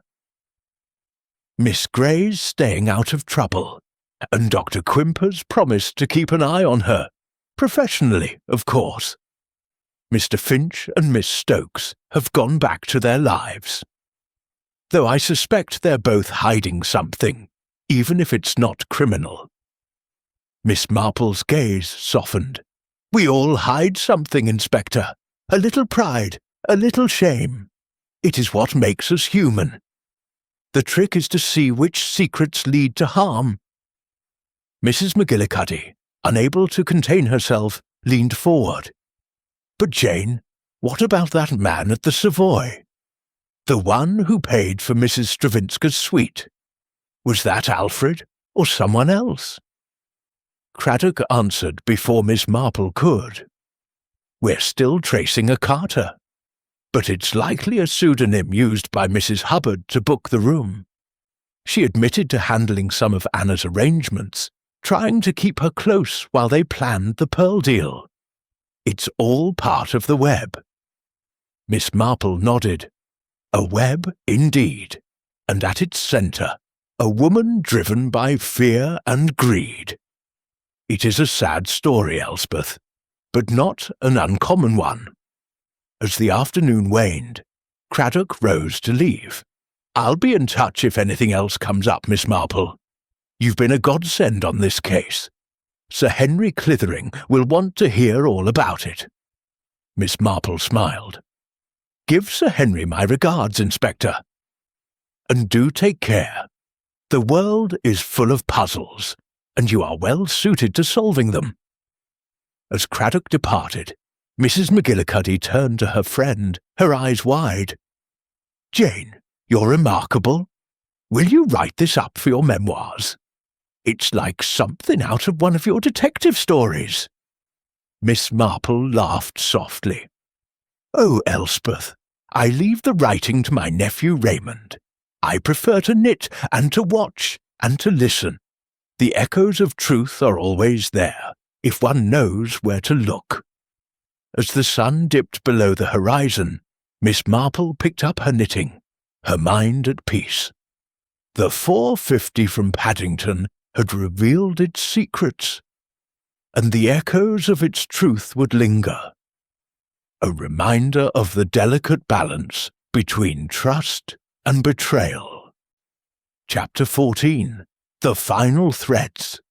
The soft light of early evening bathed Mrs. McGillicuddy's garden in a gentle glow, the roses casting long shadows across the lawn. Miss Jane Marple sat in a wicker chair, her knitting in her lap, though her needles remained still. The resolution of the murder on the 4:50 from Paddington had brought a sense of closure, but Miss Marple's mind was still weaving together the final threads of the case. The pearls, the earring, the torn handkerchief, and the reflection in the train window had all played their part. But it was the human connections, the ties of greed, fear, and loyalty that had unravelled the mystery. Mrs. McGillicuddy emerged from the cottage with a tray of lemonade and biscuits, her face alight with the curiosity that had not abated since Mrs. Hubbard's arrest. "Jane," she said, setting the tray down, "you've been so quiet today. Are you still thinking about that dreadful train? I'd have thought you'd be ready to put it behind you." Miss Marple smiled, her eyes crinkling. "Oh, Elspeth, a puzzle is like a skein of wool. Once you've untangled it, you can't help but admire the pattern. The 450 from Paddington was a sad affair, but it taught me something about the ways people hide their truths." As they sipped their lemonade, the crunch of gravel announced Inspector Craddock's arrival. He looked less burdened than before, though his eyes still carried the weight of a man who had seen too much of human frailty. "Miss Marple," he said, tipping his hat, "I hope I'm not disturbing you. I've got a final update on the case, and I thought you'd want to hear it before you head back to St. Mary Mead." Miss Marple gestured to a chair. "Not at all, Inspector. Please join us. What news do you bring?" Craddock sat, accepting a glass of lemonade. "We've tied up the last loose ends. Mrs. Hubbard's trial is moving forward, and her lawyer's pushing for a plea of temporary insanity, though I doubt it'll hold. We've also confirmed the identity of a carter. It was indeed Mrs. Hubbard, using a pseudonym to book Mrs. Stravinska's Savoy suite. She admitted to orchestrating their meetings, hoping to keep Anna under control while they planned to sell the pearls. The scheme fell apart when Anna grew greedy and threatened to expose her." Miss Marple nodded, her expression thoughtful.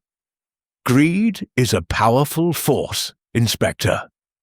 It drove Mrs. Hubbard to murder, and it nearly tore the Crackenthorpe family apart. Have the pearls been returned to their rightful place?" Craddock sighed. "That's a tangle in itself.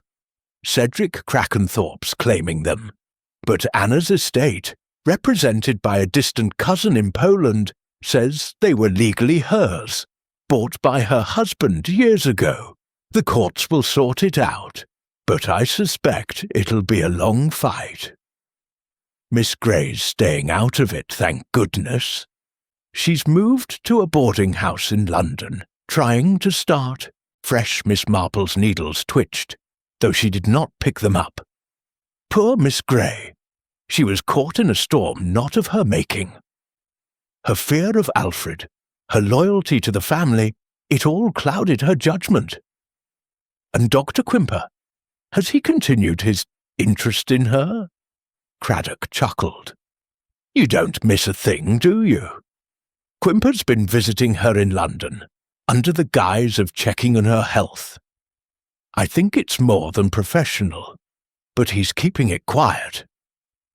As for Alfred Crackenthorpe, he's back to his old tricks, dodgy business deals in London. Nothing we can pin on him yet. Cedric's holed up at Rutherford Hall, grumbling about the family's bad luck. Miss Marple's gaze drifted to the roses, their petals catching the evening light. Bad luck or bad choices, Inspector? The Crackenthorpes, like so many, let pride and greed guide them. It is a lesson I see often in St. Mary Mead. There was a young man in my village, you know, who stole from his employer to pay off a debt. He thought it would save him, but it only bound him tighter to his mistakes. Mrs. McGillicuddy leaned forward, her eyes wide. Jane, you always have a story. But what about that reflection you saw? The struggle in the other train? You said it was a trick of the light, but it still gives me chills. Miss Marple's lips curved in a faint smile. "It was a curious thing, Elspeth. I'm convinced it was a reflection in our own train's window. Mrs. Stravinska and Mrs. Hubbard, perhaps in the corridor, before the fatal moment. The mind plays tricks, you see, especially when one is alert to danger. In St. Mary Mead, I once mistook a shadow for a prowler, only to find it was a cat on a fence. But that shadow led me to notice a broken lock, and so a theft was solved." Craddock shook his head in admiration. "You have a way of turning shadows into truth, Miss Marple. I've sent a report to Sir Henry Clithering. He'll be singing your praises at Scotland Yard. Are you sure you won't stay longer? We could use you here." Miss Marple laughed softly. "Oh, Inspector, I am far too fond of my garden and my quiet life. But I shall visit Elspeth again, and perhaps another puzzle will find me. The world is never short of mysteries."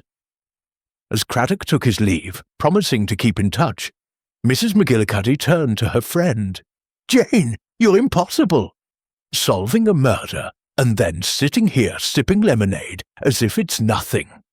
Will you tell Raymond about this? He'll want to put it in one of his books." Miss Marple's eyes twinkled. "Perhaps, Elspeth, but I prefer to leave the storytelling to others. For me it is enough to see the pattern, to tie the threads together. The 450 from Paddington was a sad tale, but it has reminded me that truth, however hidden, always finds a way to shine." As the evening deepened, Miss Marple picked up her knitting, her needles moving with their familiar rhythm. The final threads of the case had been tied, but she knew that life, like her knitting, was an endless pattern of new beginnings. With a contented sigh, she turned her gaze to the stars emerging above the garden, ready for whatever mysteries lay ahead. Chapter 15. The Quiet Departure. The morning of Miss Jane Marple's departure from Chipping Cleghorn was bright and crisp, the autumn air carrying the scent of fallen leaves and wood smoke. She stood on the platform of the small station, her modest suitcase at her feet and her knitting bag slung over her arm.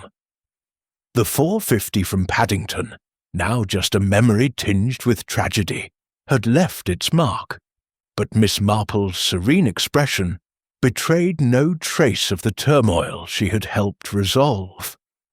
Her visit to Mrs. McGillicuddy had been eventful, to say the least, and as she prepared to return to St. Mary Mead, she felt a quiet satisfaction in having untangled the mystery. Mrs. Elspeth McGillicuddy, ever the loyal friend, fussed over her, adjusting Miss Marple's shawl and pressing a small parcel of homemade shortbread into her hands. "Jane, you must come back soon," she said, her Scottish burr warm with affection. "Though I hope your next visit is less dramatic. A murder on a train. I'll never look at the 450 the same way again." Miss Marple smiled, her eyes twinkling. "Oh, Elspeth, life has a way of surprising us, does it not? But I shall return, and perhaps we'll have a quieter time, though I find quiet villages often hide the most interesting stories." As they waited for the train to St. Mary Mead, Inspector Craddock arrived, his overcoat buttoned against the morning chill. He carried a small envelope, which he handed to Miss Marple with a respectful nod. "A token of thanks, Miss Marple, from the Chipping Cleghorn police. It's not much, just a letter of gratitude, and Sir Henry Clithering's added his own note. He says you're wasted in St. Mary Mead, but I suspect you'll find plenty to keep you busy there." Miss Marple tucked the envelope into her bag, her expression demure. "You are too kind, Inspector. Sir Henry is an old friend, and he does love to exaggerate." As for St. Mary Mead, it is a small place, but it has taught me everything I know about human nature. The murder on the 450 was a sad affair, but it was not so different from the little dramas of my village. A lost brooch, a whispered rumour, a heart turned to greed. Craddock shook his head, a smile tugging at his lips. You make it sound so ordinary, but you saw what we all missed. The handkerchief, the earring, the reflection. I still can't believe you pieced it together from such small things. Miss Marple's needles poking out of her bag glinted in the sunlight. Small things, Inspector, are the threads of truth. Mrs. Hubbard's torn handkerchief, the scratched pearl earring, the planted cigarette case. These were the clues that told her story. In St. Mary Mead, I once solved a case because of a dropped button. It's not the size of the clue, but its meaning. Mrs. McGillicuddy, unable to resist, chimed in. And that reflection, Jane. You thought you saw a struggle in another train, but it was in your own window. How did you know? Miss Marple's gaze softened, her mind drifting back to that fleeting moment. I didn't know, Elspeth, not at first. But the timing, 5:17, too early for the murder. And the angle of the light suggested a trick. I remembered a day in St. Mary Mead when I saw a reflection in a pond, mistaking it for a real scene. It made me watch the passengers more closely, and that, I think, was the key. Mrs. Hubbard's fear, her overplayed grief, it was all there if one looked. Craddock nodded, his respect evident. You've taught me to look closer, Miss Marple. We've settled the last details of the case. The Crackenthorpe pearls are in a vault, pending the court's decision. Miss Gray's settling in London, under Dr. Quimper's watchful eye, and Alfred Crackenthorpe's back to his schemes, though we're keeping tabs on him. As for Mr. Finch and Miss Stokes, they've slipped back into their lives, though I suspect they're both a bit wiser for it. Miss Marple's lips curved in a faint smile. Wiser, perhaps, but human nature rarely changes. We're all bound by our desires and fears, Inspector. Mrs. Hubbard's greed led her to murder, but it was her fear of exposure that betrayed her. It is a lesson I see often, in villages and on trains alike. The distant whistle of the approaching train broke the moment, and Mrs. McGillicuddy clasped Miss Marple's hands. Promise you'll write, Jane, and tell me if you solve another mystery. I'll be expecting a letter full of St. Mary Mead gossip. Miss Marple laughed softly. I shall write, Elspeth, though I hope my next letter is about roses and tea parties, not murders. But one never knows. As the train pulled into the station, Craddock helped her with her suitcase, his expression warm. Safe travels, Miss Marple. If you ever tire of St. Mary Mead, Scotland Yard could use you. Miss Marple's eyes twinkled as she boarded the carriage. Oh, Inspector, I'm far too fond of my garden for that. But I shall keep my eyes open as always. The world is full of puzzles, and I am never far from one. The train doors closed, and as the engine chugged to life, Miss Marple settled into her seat, her knitting bag at her side. The 450 from Paddington had carried a murderer, but it had also carried her to the truth. As the countryside rolled past, she felt a quiet contentment, knowing that wherever she went, her sharp mind and gentle heart would always find the threads of truth, ready to be woven into clarity.